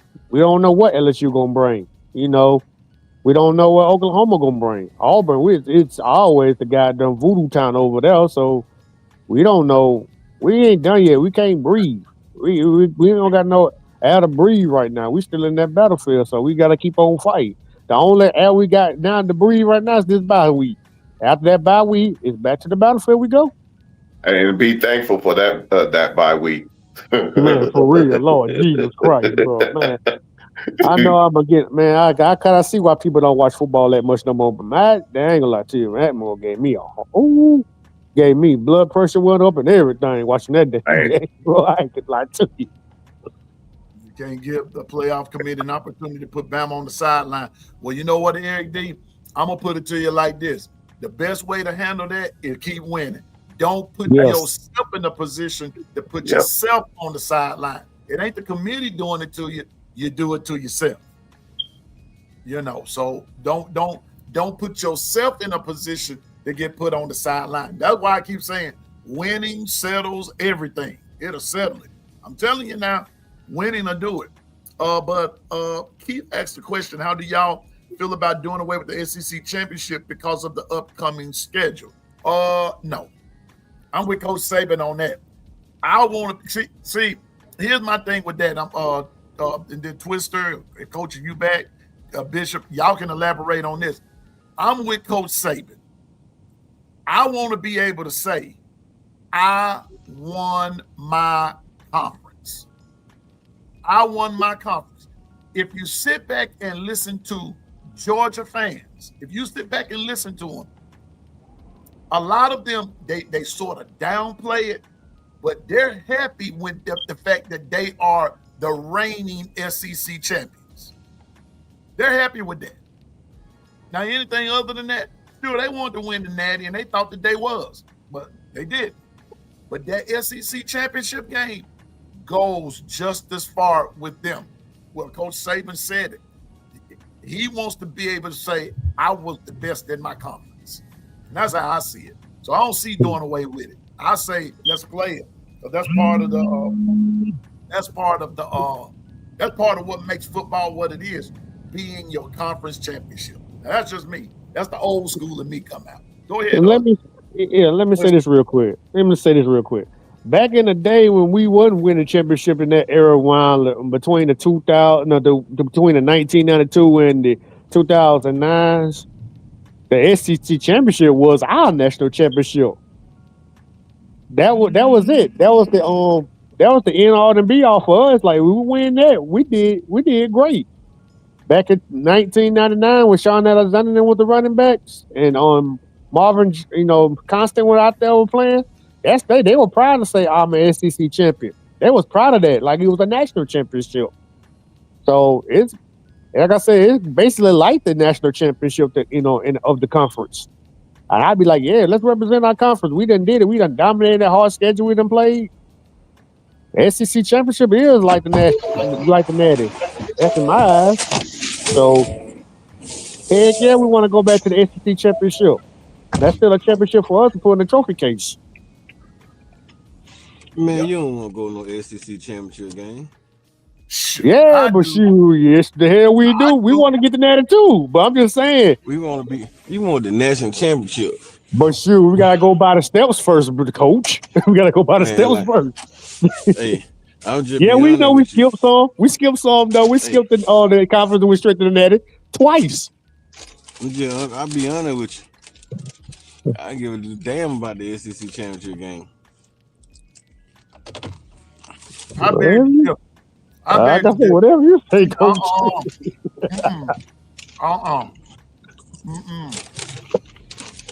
I don't care about it, Piano man. I never I did. do. I'm sick of listening to Georgia. Yeah, that boy. Hey, SEC champion or national champion? When you had Both to of choose them. which one you want. We want them Both both. We greedy. We want them both. Oh, We want them both, Coach. Coach Carl, we want them both. Hey, I see. hey, Coach, Piano and Twister. We just want to be in the party. That's what I'm hey, saying. Coach. Wait You a see minute. what I'm Watch this. saying, Bishop? Coach, let me ask you Yes, this. sir. I'm finna take Twister. You be quiet. Don't you say a word, Twister. Coach, Halle Berry or Shaka Khan? Man, I'm dark. Tell me Yeah, something good. Mm-mm. It ain't no different. I'm Say just what like now? here. At one point, Halle Berry was the baddest woman on the planet. So you got to give me number one. Not number 114. You know what? See. All right. Well, let me see. Now I ain't gonna do that because Twister gonna have something to say about this one here. But anyway, I throw them in there. Why not both? They both good looking to me. One's older, the other one's just a little tad bit younger. But they both good looking Man. to me. The thing is this. You said Halle or Shaka. Yeah. You didn't say Halle or Shaka or both. It's one or the other one. You can't have your pick and your choosing. You gotta have one. I would choose Halle over Shaka. Hmm. That's just me. Piano man. Mm. If it was Shaka Khan or Patti LaBelle, you're gonna have to give me down Shaka. But you can't put Halle Berry in there unless you put somebody like Mariah, Whitney Houston's of the world. Like, don't put Halle in there with somebody that ain't even in the top 5. Because everybody gonna choose Halle Berry. Shaka Khan still singing though. Shaka Khan still singing. Coach, she's still headlining. I don't care Halle about Berry in her headline. 50s. Am I correct? She in her 50s right now? Oh, her 40s. No, she's in her Probably 50s, about bro. 60. Okay, got you. Yeah. And Shaka I Khan, don't her care about 80s, the- ain't it? I don't care about the singing. Yeah. I don't That's care all. about no singing. Say what now? I don't care about no singing. You know what? Here we go. Oh, Jesus Christ. Start breaking down the game, Coach. See, I'm just saying I don't care about no singing. I know It's you just- don't. The songs are nice. It's more about the what happened. What happens to Shaka Khan when she can't sing anymore? You never know. But we already know that Halle Berry is not acting on a regular. But the problem with Halle and Shaka, we know Halle don't like dark meat. Shaka You know do. what? See, this dude here, man. Just be honest. Piano Everybody man, you don't did like ask the man the question. Hey, Piano man, you did ask the man the question. And he just give you his opinion. You're going to have to take it, Piano man. You did ask the man the question. The way he put it out there. The way he put it out But- there. My thing is Man. that if I had to choose both, I'm choosing both, but for different reasons. But to keep what I'm getting at is like what Coach Saban said. Coach Saban said, in his opinion, winning your conference speaks volumes. Yeah, winning the conference does speak volume, but he also said, "Yeah, we didn't win. We didn't make it to the SEC championship game, so we didn't get a chance to compete for it. But our end goal is always the national championship." Oh yeah. That's every year. That's every year. So I mean, if we make it to the SEC championship game, then we have an opportunity to compete for it. Yeah, I want to win it if we make it there. But if we don't make it there, and somebody else does, and we still make an opportunity to win the national championship, give me the natty. You can have the SEC championship game. If I can make if I can make a run for a national championship and don't make it to the SEC championship game like we have done before, you can give me that ship, and you can have the SEC. Georgia was the SEC champion, but we were the national title holder. Yeah. 2017. That's a good gumbo. That's good gumbo right there. Which one you bragging on? Georgia big gonna one. say, well, we were the SEC championship. Yeah, but we beat your ass in the national championship. That's true too. So I mean, are you really the SEC champion? Because we had a national championship and we beat the SEC champion, so that means we both right. Yeah, but you got a point. I'm still gonna say, that. give me the Just for SEC. that. I'm still gonna say, just give me the SEC. Let me start off. You're saying opportunity to do both. You want the opportunity to do both. Now, if you don't make it to the SEC championship and you make it to the playoffs and you win it, okay, yeah, that's cool too. I mean, all right, you got that. But there's still nothing like saying I am the SEC champion as well. Nothing wrong with that. I got you on that portion of piano, man. Trust me. But my thing is this: at the end of the football season, it ain't but one game that matters, and it ain't the SEC championship. Because when January roll around, the SEC championship be over in December. What's the last game you watching that year in college football? The natty. You want to be in it or you want to be watching it? I want to be in it. I want to be in. So wanna be if in you it. have to, if you take a chance of not winning the SEC to play in the national championship game, what you want to do? You want to play in the SEC and not the natty? Man, give me the national championship every day, all day, every day. They can Texas A&M can have the SEC.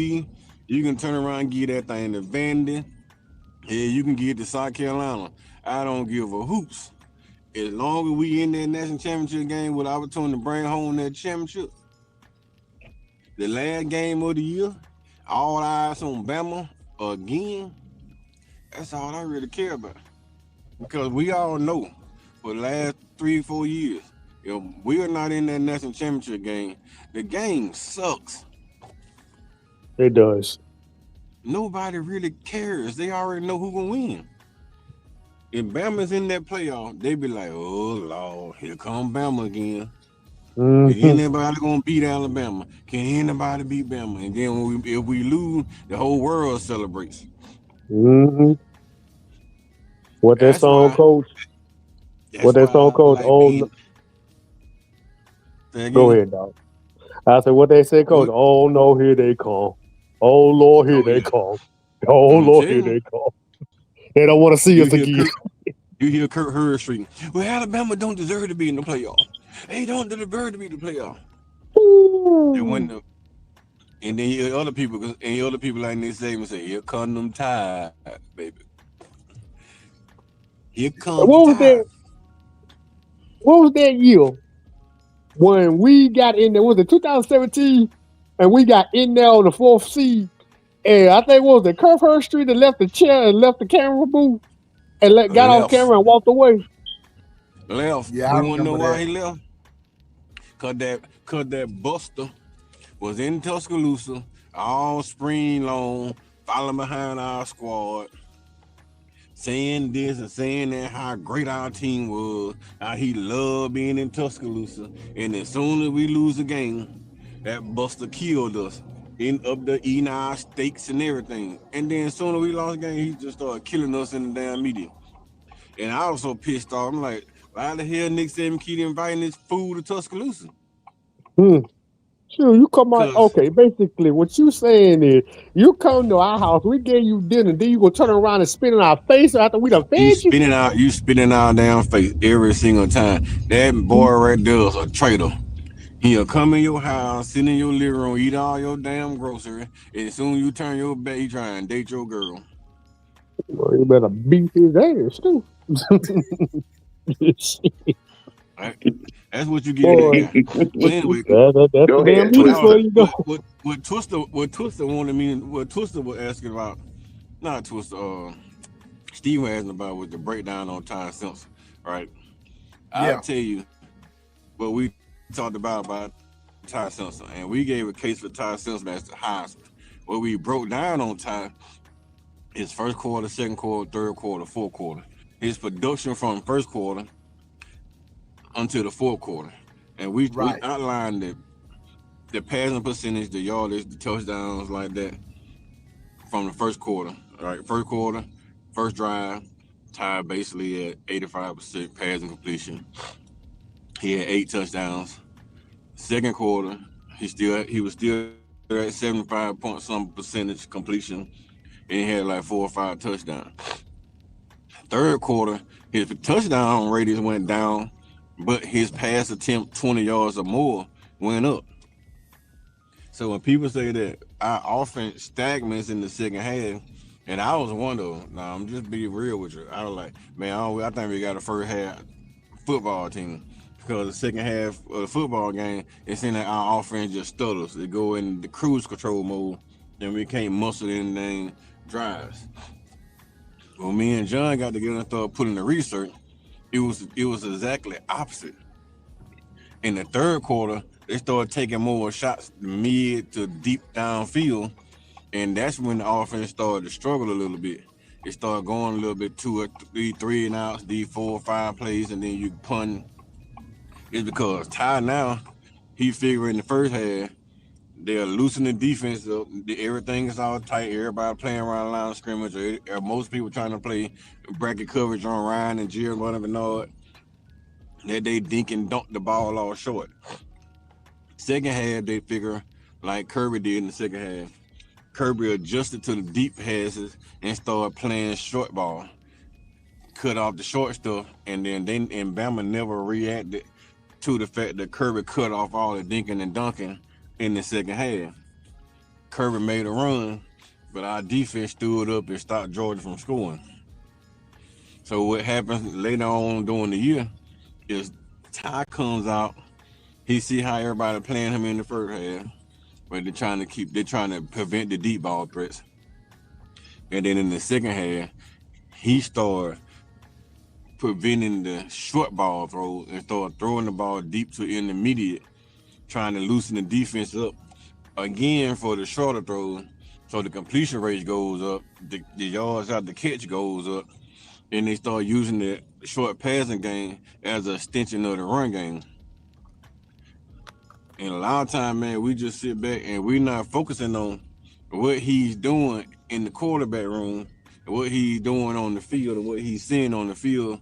So people just sitting out there saying that Ty ain't doing this and Ty ain't doing that. And I'm telling you, man, I say it again, I was one of them that said Ty wasn't going through his progressions, but he's taking shots downfield like Lane Kiffin used to do. Just throw the ball deep downfield, even if it's coverage, even the coverage is fantastic, throw it anyway, so them people know that you're going downfield. Because if they figure out you're not going to throw the ball downfield, then they'll stack the box. They'll try to cut off the short passing game. They'll start sending blitzes at you, and what they doing is just making sure that they keeping defenses under. And they have more deep passes in the second half than they do in the first half. So it's not that the offense is getting vanilla. It just they may not be completing those passes.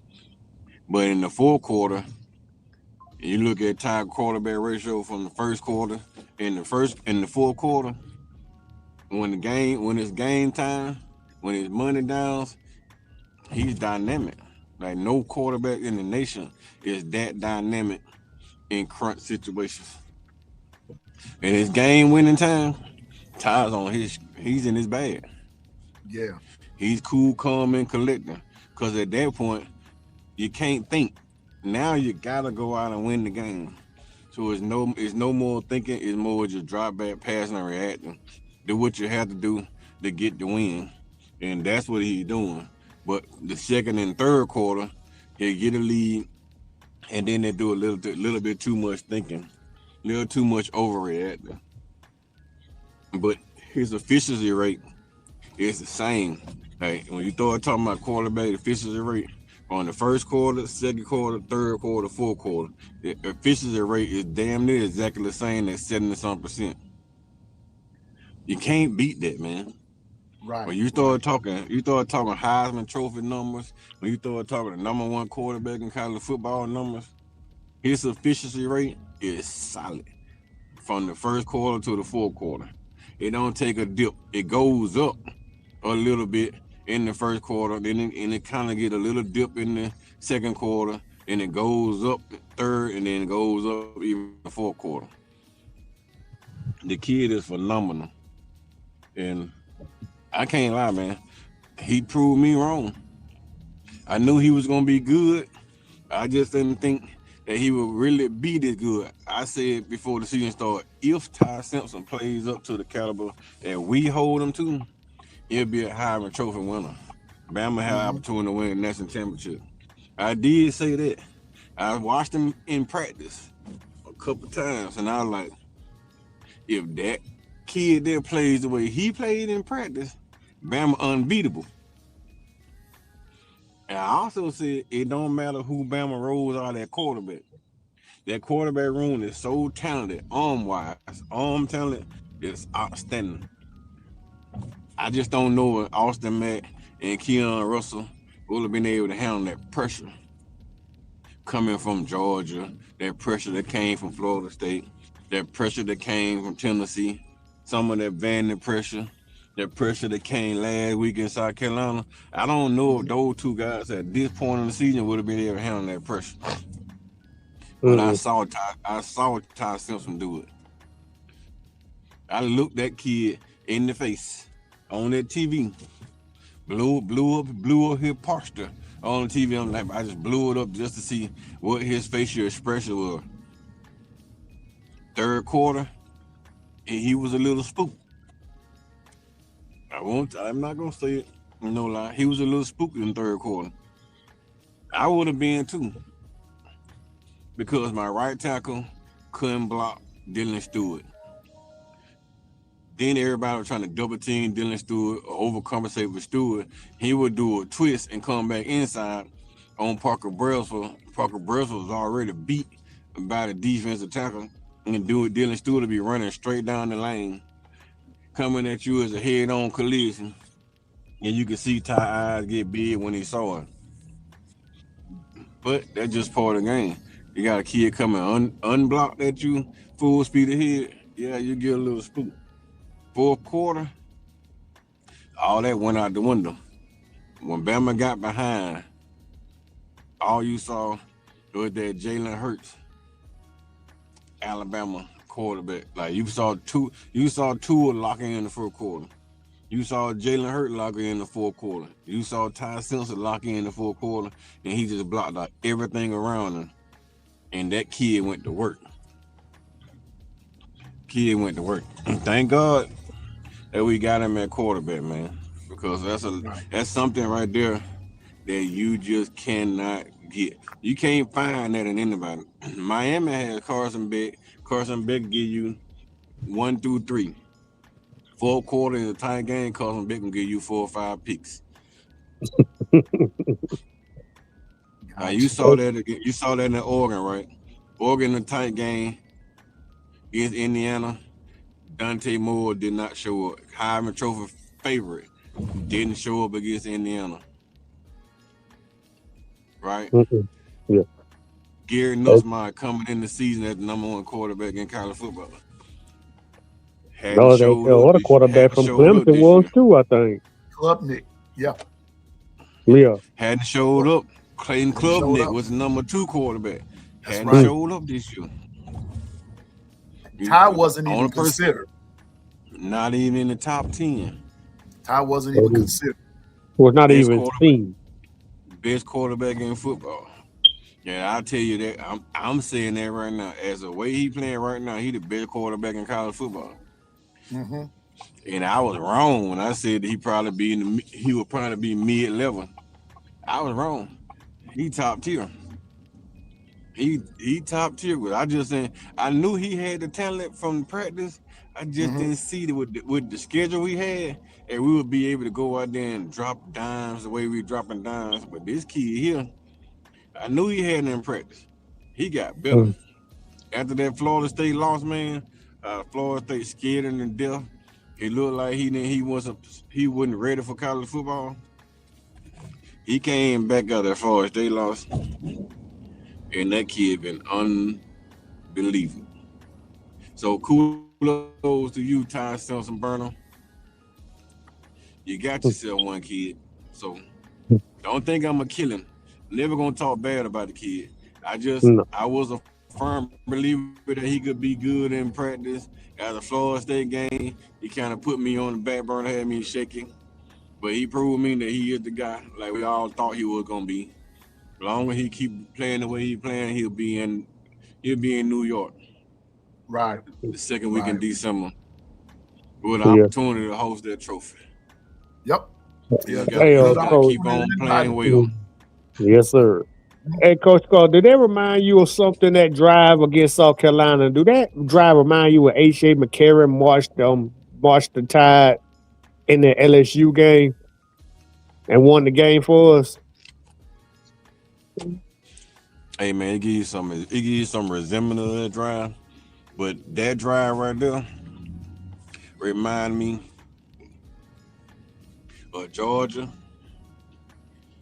Alabama. Jalen Hurts came in the game for Tua Tagovailoa, scored 2 touchdowns to win the game. One was passing, one was rushing. So That's like how that was too. Passed the ball, and threw the ball down. Giovanni Bernard caught the touchdown, and then the very next drive on the former, they run a fake Wildcat quarterback pass type thing, and Bernard takes the ball down the sideline. Oh, the problem is with that, I understand the kid concept. A lot of folks say he thought Giovanni Bernard was out of bounds. No, he didn't want to tackle Giovanni Bernard because he knew at that point, Bama take a knee, run the clock down, kick a field goal. They don't get an opportunity to score. He let Bernard score so they can get an opportunity to get the ball back. Because at that point they feel like Bama couldn't stop their offense from going down the field and scoring the tie of the game. So that's why he let them score. It was a business decision. It was the right decision. Let him score, give your offense a chance to get the ball and move it down the field.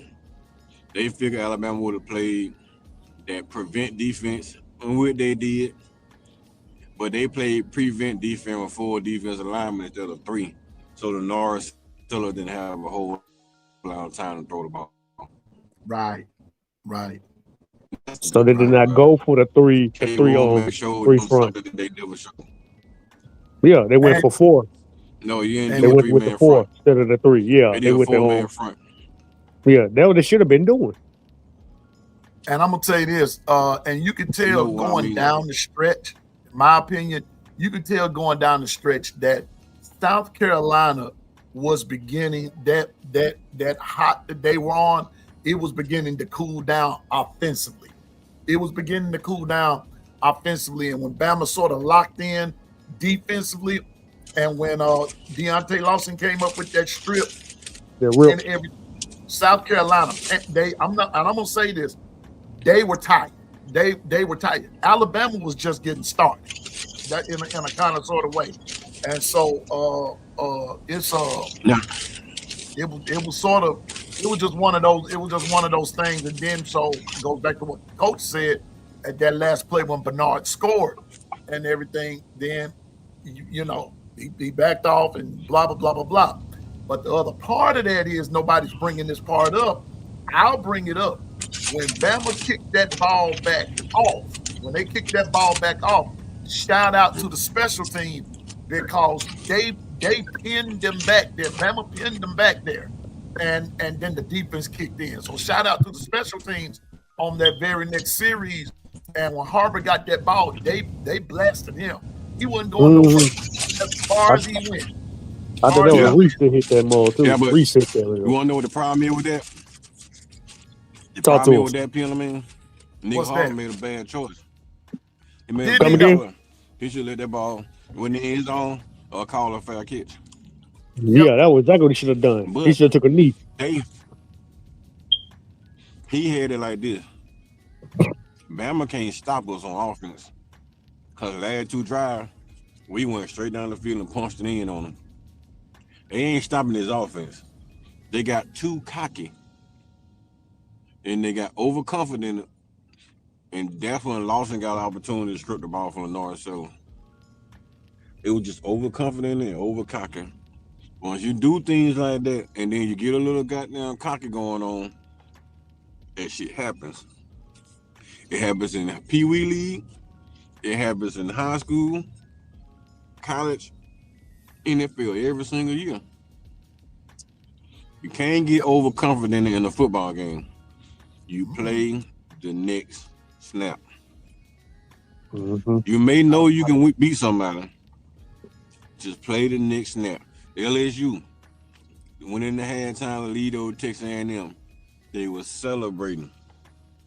Came out of halftime, got their head beat in. Wow. Yep. You can't go in the halftime jumping up and down, celebrating like you won the game.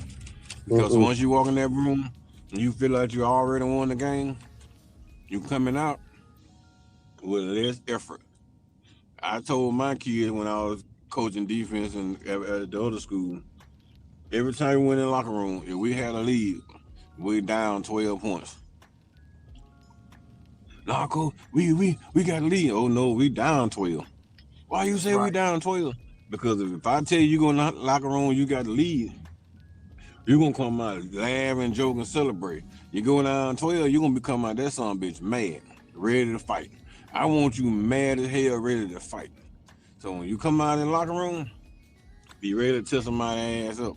And the game we win in the locker room, we was winning, we won. Game we go in the locker room, we was losing, we get back in the game. Because they didn't want to lose. Yep. Even though they was undermanned, undersized, they didn't want to lose. Go in the like we went in the halftime Friday. We had a lead. Our boy was dancing, celebrating. We lost that game. You don't Remember? celebrate when you don't celebrate, man. Go in the locker room, you refocus, come back playing harder. That's why Kirby is such a great coach. Kirby made them halftime adjustments, man.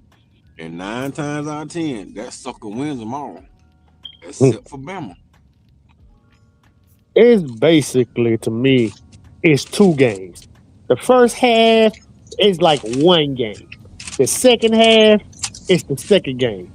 That's why, people are like, man, like, oh, it's the half. We're going to keep it going.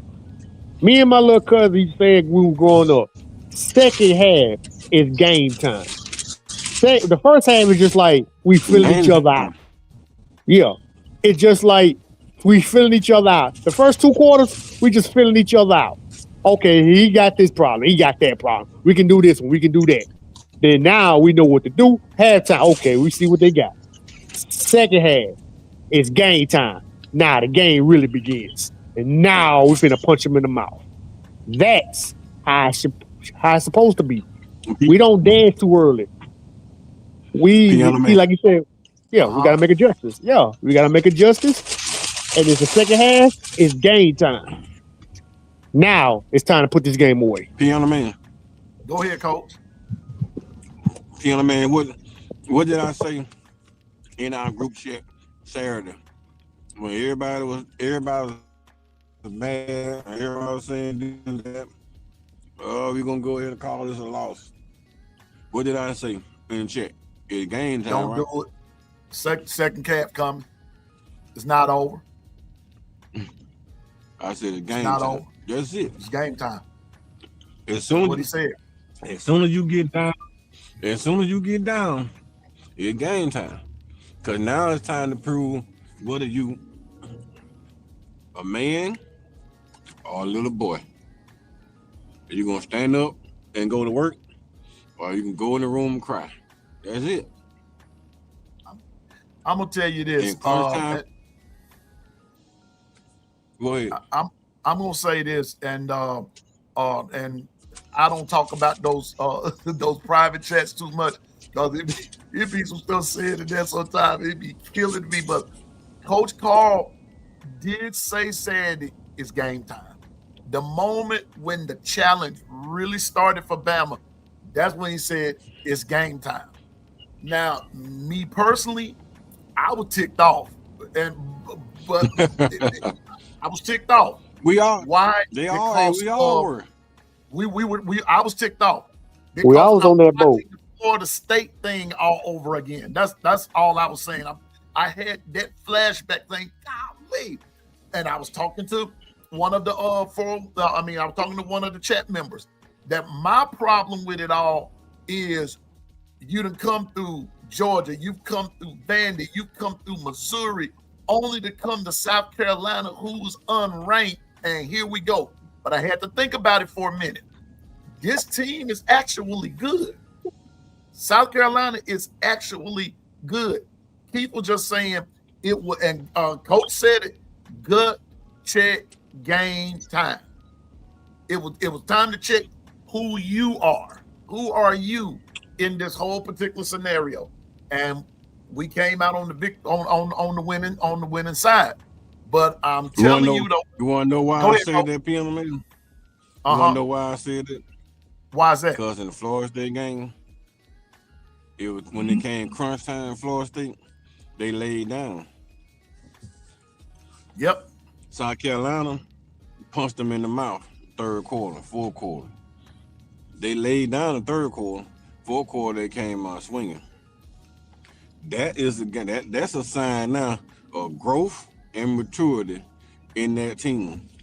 Now when they get in the adversity going for the rest of the season, they know whether they're playing at home or they're playing on the road that they can overcome any obstacle they put in front of them. All they got to do is lock in, they call it, trust each other, want to know about you. That's game time. All I'm gonna say this. It's time to play football.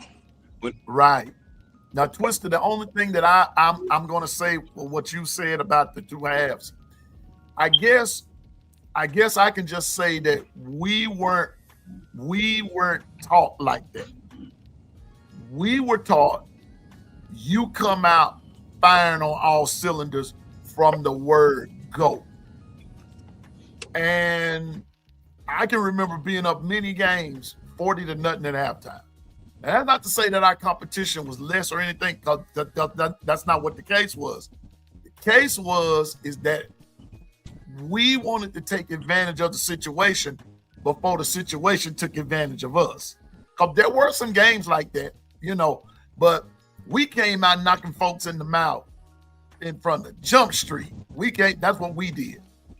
And so I realize that the game has changed a little bit, but there are sometimes you got to come on out there with that. South Carolina came out from the Jump Street playing that game. Why? In my opinion, you got to remember, South Carolina also that same team that was ranked in the top 10 when all these polls came out. They were predicted to do whatever, play however, all that kind of stuff, and all that kind of, and this, that, and the third. So South Carolina had their pride going for them right then and there. But the other part of that, though, Twister, is that it's easy to obtain, but can you maintain and can you sustain? And South Carolina lost their sustainability and their maintainability down the stretch. That's what was happening there. And so, but I get what you're saying about the tale of those two halves. Come on now. The reason I did bring it back up like that, let's just say it. For example, Tennessee and Georgia. Tennessee was beating the brakes out of Georgia in that second half. It was like 20-7 or 20-0 in the second half. And the second half, they're in a dog fight with Georgia, and Georgia wound up winning that game. Tennessee got too hyped, got too happy, got too excited and bragging, and Kirby Smart, like like Coach Carl said and what I've been saying, it's good at making adjustments in the second half. Came back a different team out that damn tunnel on the second half. And look what happened. Tennessee got in the dogfight. They couldn't win. Yeah, Well, it's you know what? it's 2 games, coach. It's 2 games, piano man. That's what I was saying. You got first half game plan, and you should have a second half game plan. So it's a tales of 2 games. First half, you come out the gate, you're trying to go ahead and get the first drive, score, or you got if you receive the ball, you want to score first. If you kick the ball, you want to stop them and then turn around and score. Punch them in the mouth, try to take the crowd out of the game. And if you stop them on the second drive, you want to go back down there and get some sort of point, whether it's 3 or get 7. You want to continue to put points on the game in the first and on the scoreboard in the first half. Mm-hmm. Second half, if you go in the locker room with a double-digit lead, all you want to do now is lock in, continue to focus and capitalize the same way you execute in the first half. In the second half, and continue to put points on the game. You may go in down. So now you go in there, you go to your second half game plan where you have to adjust to what they give you. A lot of coaches go in there and come out with the exact same game plan that hadn't either it worked in the first half, that may not work in the second half, or it didn't work in the first half, and you're gonna try to force it in the second half. And you end up continuing to get your head beat in, or somebody adjust to you like Kirby Smart did the last 2 years, Right. and you can't move the ball anymore. Like we did last year against South Carolina in the first half, and in the second half we didn't adjust and even couldn't move the ball anymore. Then we squeak out there with a win. This year we went in the first half, come out the second half, running the same little game plan. It didn't work, getting behind. And then he made a fourth quarter adjustment. And we come out there with a win. Teams like Vandy, and I heard y'all talking about Vandy earlier. I was gonna come in, but I didn't. I heard you saying that, who would have ever thought that Vandy would be like this, right? But teams like Vandy, starting a lot last year, they come out with a first quarter game plan. They had a second quarter game plan. And they had a fourth quarter game plan. Everything they did, it was calculated. Oh, we know they're going to adjust to this in the second quarter, so we're going to hit them with this. We're going to come back out the gate with their first quarter game plan and see how they adjust. If they adjust to that, we're going to hit them with this in the fourth quarter. Vandy was in the games. Every single game they played, there was in them. This year, the same type of scheme, they just switched it up a little. Vandy winning all those games that they was fighting for last year in those tight situations. All those are wins except the Alabama game. Clark Lee is doing a phenomenal job with his first half and second half adjustments.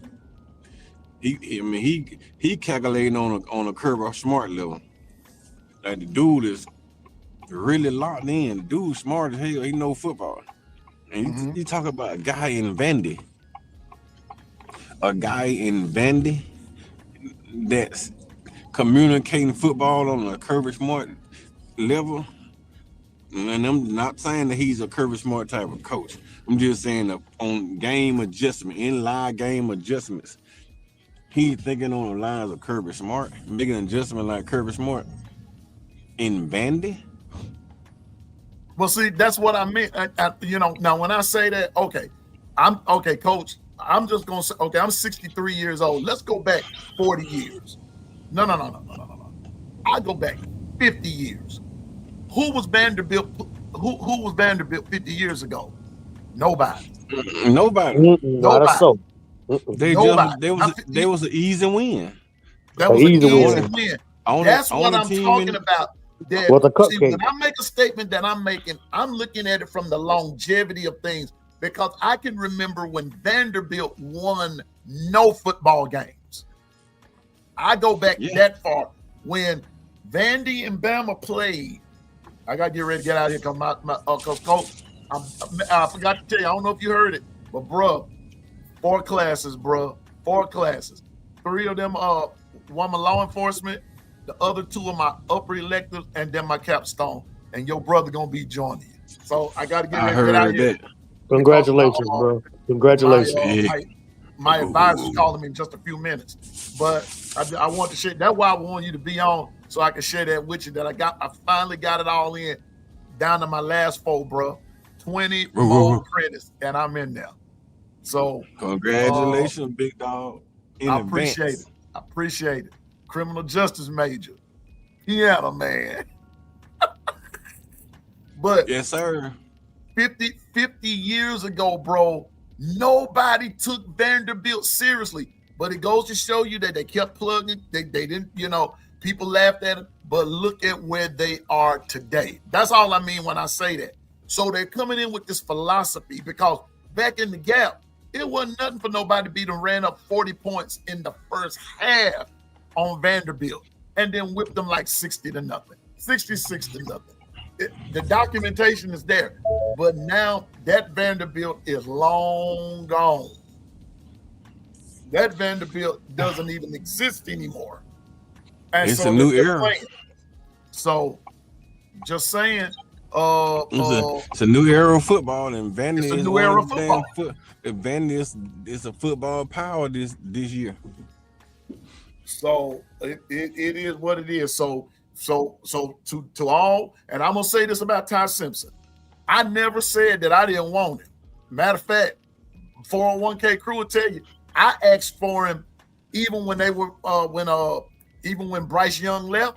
I said, okay, so it's gonna go down between Ty. I'd already heard about Ty and Milroe. And that's all I'm gonna say about that. The only thing I just said is, when people get to hollering about he waited his turn, don't just insert a person in there because of longevity. That's not fair. That's not right. Let them earn it. They got to earn it. That's all I was saying. He waited his turn, and then he earned it, because He earned it. He still had to earn it. The crazy part about it, man, and they probably won't say this, but I'll tell you, I think it came down, if it wasn't for that unfortunate incident with Keelan Russell, I don't know if Ty won that job, because that competition between them two was neck and neck.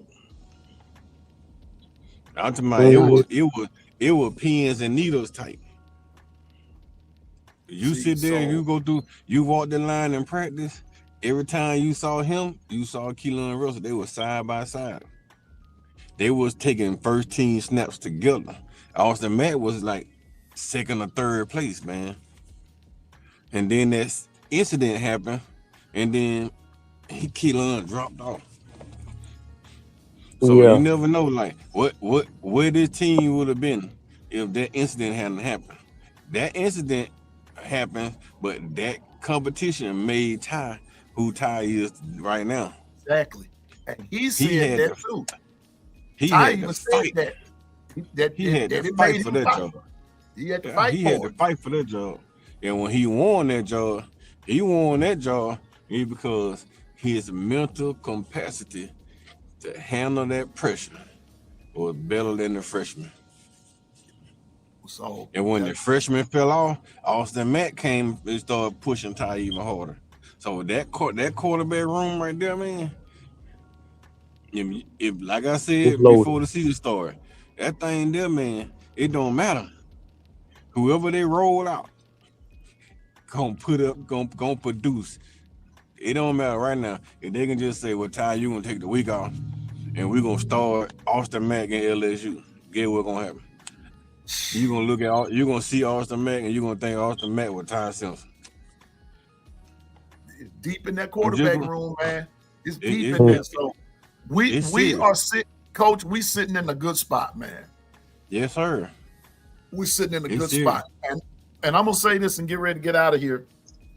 Coach Carl, the reason I asked for this, and I'm glad that he consented to do it, and I hope and pray that he comes on even more and bring some things to us to enlighten us, especially as we go through this other stretch of the gauntlet here, and begin to bring out more things about our team. And that's this here. Coach said some things way back And I was listening to him. And there were other people that I was listening to that, and I just couldn't say anything because Coach asked us not to. But I'm going to say this. I was listening to what Coach said, and when there were some little things that he would say, even in our group chat, I said, Bama's going to be okay. Bama's going to be okay. Just have to weather a few storms, but Bama's going to be okay. And just to hear people, yep, boom, boom, boom, pop, beating up on everybody. But look where we are now. Now, are we perfect? No. Are we still, we still have flaws? Many of them. But you see them ironing itself out. And that gumbo that Bishop be talking about, it's the same thing that's going on in Alabama. It's some players that you hadn't heard of. Someone else talking about players that's under the radar. It's some of them cats you never heard of. Those dudes are falling out. Am I right, Coach Carl? Yes, sir. Yes, sir. There's some cats Did on there. did y'all watch B Sharp live last night? Go watch the end of B Sharp live last night when John pulled up the kid from right down the street in Southside. Oh yeah, I seen that. On Discover. If when me and John do his damn highlight breakdown, man, you'll think you looking at Rico Scott highlights. Man, what I saw, this dude caught that ball one-handed. As he caught it one-handed, he did a juke and went down the sideline. I don't know if he scored or not. I couldn't see the camera. I couldn't see it all the way. He got to the 20-yard line. They ran him at an angle.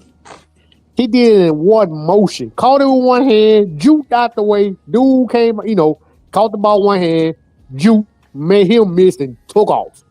I'm like, that was crazy. No, you ain't see the one where he caught on me in the end zone. No, I have a sophomore safety that probably the number one safety in the 5A football. He that talented, right? You go in there and watch the end of it when he mossed him.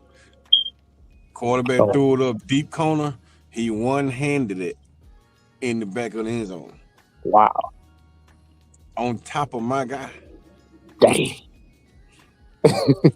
The same guy that played with freshman last year that shut down Duke, Derek Smith, Southside recruit. They shut him down. They held him to 3 catches last year. Bro, they sleeping on these dang players, bro. He mossed him. Damn.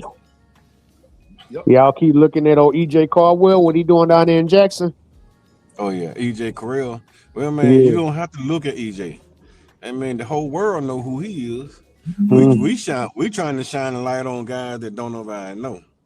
They're doing the same thing that they doing.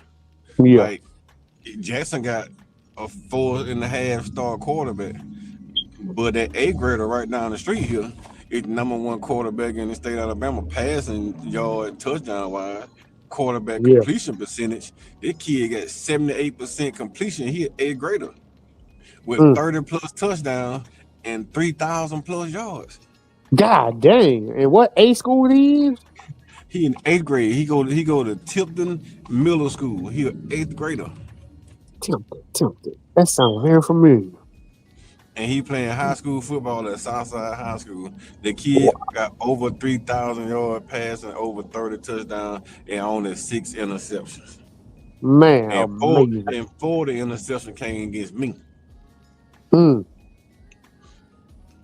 Wow. So just imagine. All I know is this right here. Bama's sitting in a great spot. Great things are about to happen. And, regardless of what it looks like, the best is yet to come. And so what I'm asking us to do as a fan base, and you can just start right here with just us. Just hold on. Be a lot more positive of our team. And don't let, people are going to talk regardless, but don't join into the conversation. Because if you know that the things are going to go like this, and they're going to be bumpy sometimes. But just remember that there, like what Coach Carl just said and what Twister just said, there are two, like I said, I came from a different era. where we knocked folks in the mouth from the start and we got out to a 40-0 lead and that was going to be the end of the ball game. It's not like that anymore. But you got to remember that there is an end result. And Alabama is proving that we're clutch. We're clutch. The team is clutch. So let these naysayers talk. They're going to talk. Even in our own fan base, they're going to talk. But a lot of them don't know what the heck they talking about. And so just continue to let's continue to boost our team and don't knock them, because guess what? They're doing good. Bama's actually doing good. I'm gonna say this and I'm out of here. Coach Twister, they're not ranked number 4 for nothing. And remember, they started at 8th, got knocked down to 21st, and have not lost since. I'll tell you something right there. And you got players, Ty Simpson, up for what? Heisman. What's his name? Parker Brailsford, Caden Proctor, Deontay Lawson, up for different awards. And then you got some freshmen coming in. Need I say more? Don't knock the team. Just keep having faith in the team. We're Bama fans. We've seen worse. True Bama fans have seen worse. I've seen worse. So I only got one question. Any news on Lonnie Brooks? Nope. Not yet. Not yet. Okay. Listen for I'll say this, Twister. Listen out for things coming from Coach DeBoer in press conferences and things like that. That's when you find out. That's when you find them out. Gotcha. That comes out tomorrow. Yeah. And then this week, it's not going to be so much a lot of news right now because it's a bye week. You know, you hear this and third, but something is not going to be until what? Would that be like next week, Coach? Yeah. Yeah. Gotcha.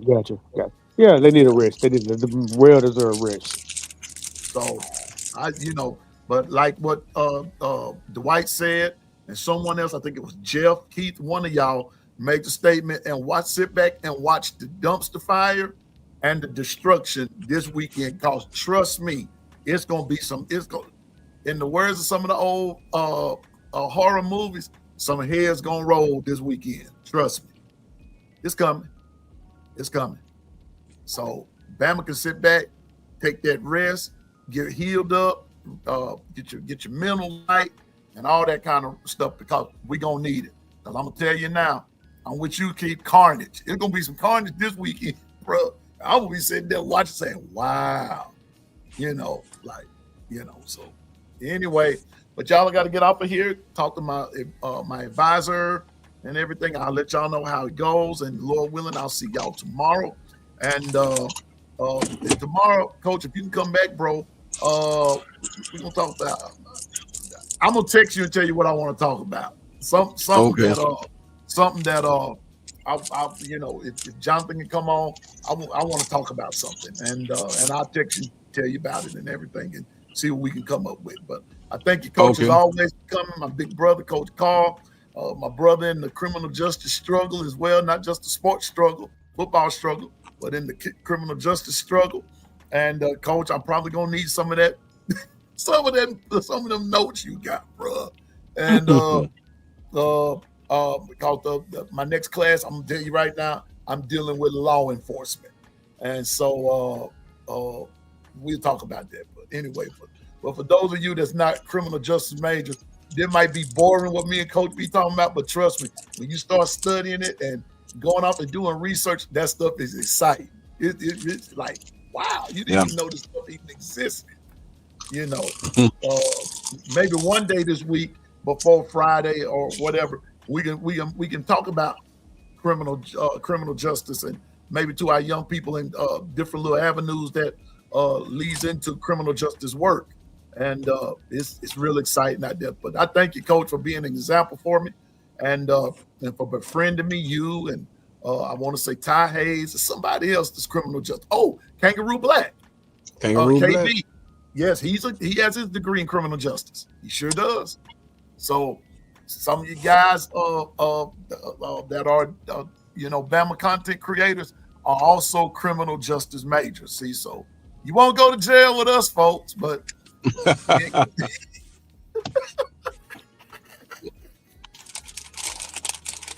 Hey, so anyway, see, but thank you, you see Coach, Twister- and I Twister will, jumped on. I'll be back Twister in touch jumped with you on later and on said today. something Thank about the you, police, Twister, didn't as always. Say what, Coach? I said, you thought talking about criminal justice, we ran Twister off, didn't we? I see Twister ain't right because he know. Wait a minute, I got something to tell you. Twister is dating the police. But I'm gonna leave that alone because we done had a good show. I ain't gonna go off the rail. See, somebody put up with this saying the show about to go off the rail. No, it wasn't. I just did a scenario. I just had to test Coach there for me, test it, But no, Twister got off because Twister dating the police anyway, man. But Dang. no, I'm just picking at her. You know what I'm. Anyway, I know, right?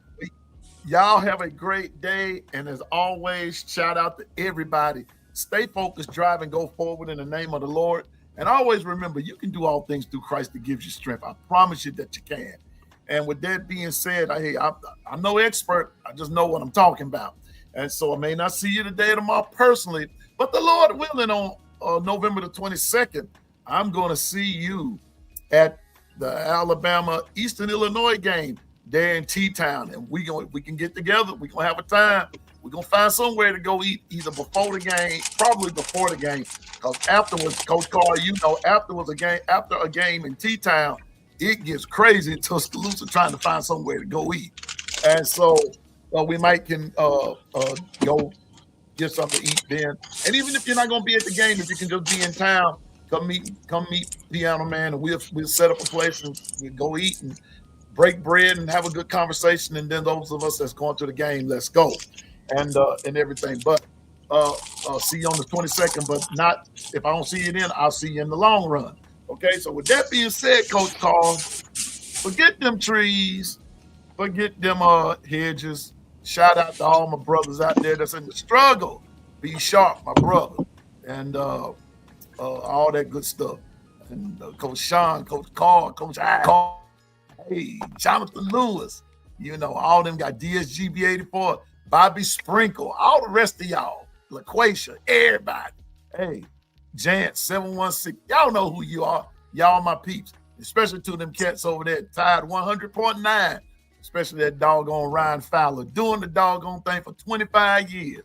Thank you, bro, for being such a great friend. And to all of you Bama content creators out there, content creators and podcasters, shout out to you, Roll Tide, and we'll see you real soon. And as I always end the Coach Call to Buster, 3-stroke Charlie, 4-stroke Fred, 5-stroke Coach. oh, Roll 5-stroke down. Coach, and good old Billy. A salute to you. Y'all have a great day. And Piano Man is out, Coach, and I'll be in touch with you later on today. I'll let you know what my advisor said, and we'll go from there. Okay, bet. And the Coach, thank you for your take. As Susan said, enjoyed your take. Ty Simpson Burner, you heard it here first, folks. You got yourself a good one. You got yourself a good one. So everybody have a good day. Twister said he got to go handle business. You better go handle it, sir, before it's done. Don't let it handle you. All right, everybody. Piano Man is out. Thank you, Coach, again. Roll Tide. And I'll see everybody tomorrow. Y'all have a great day and roll Tide.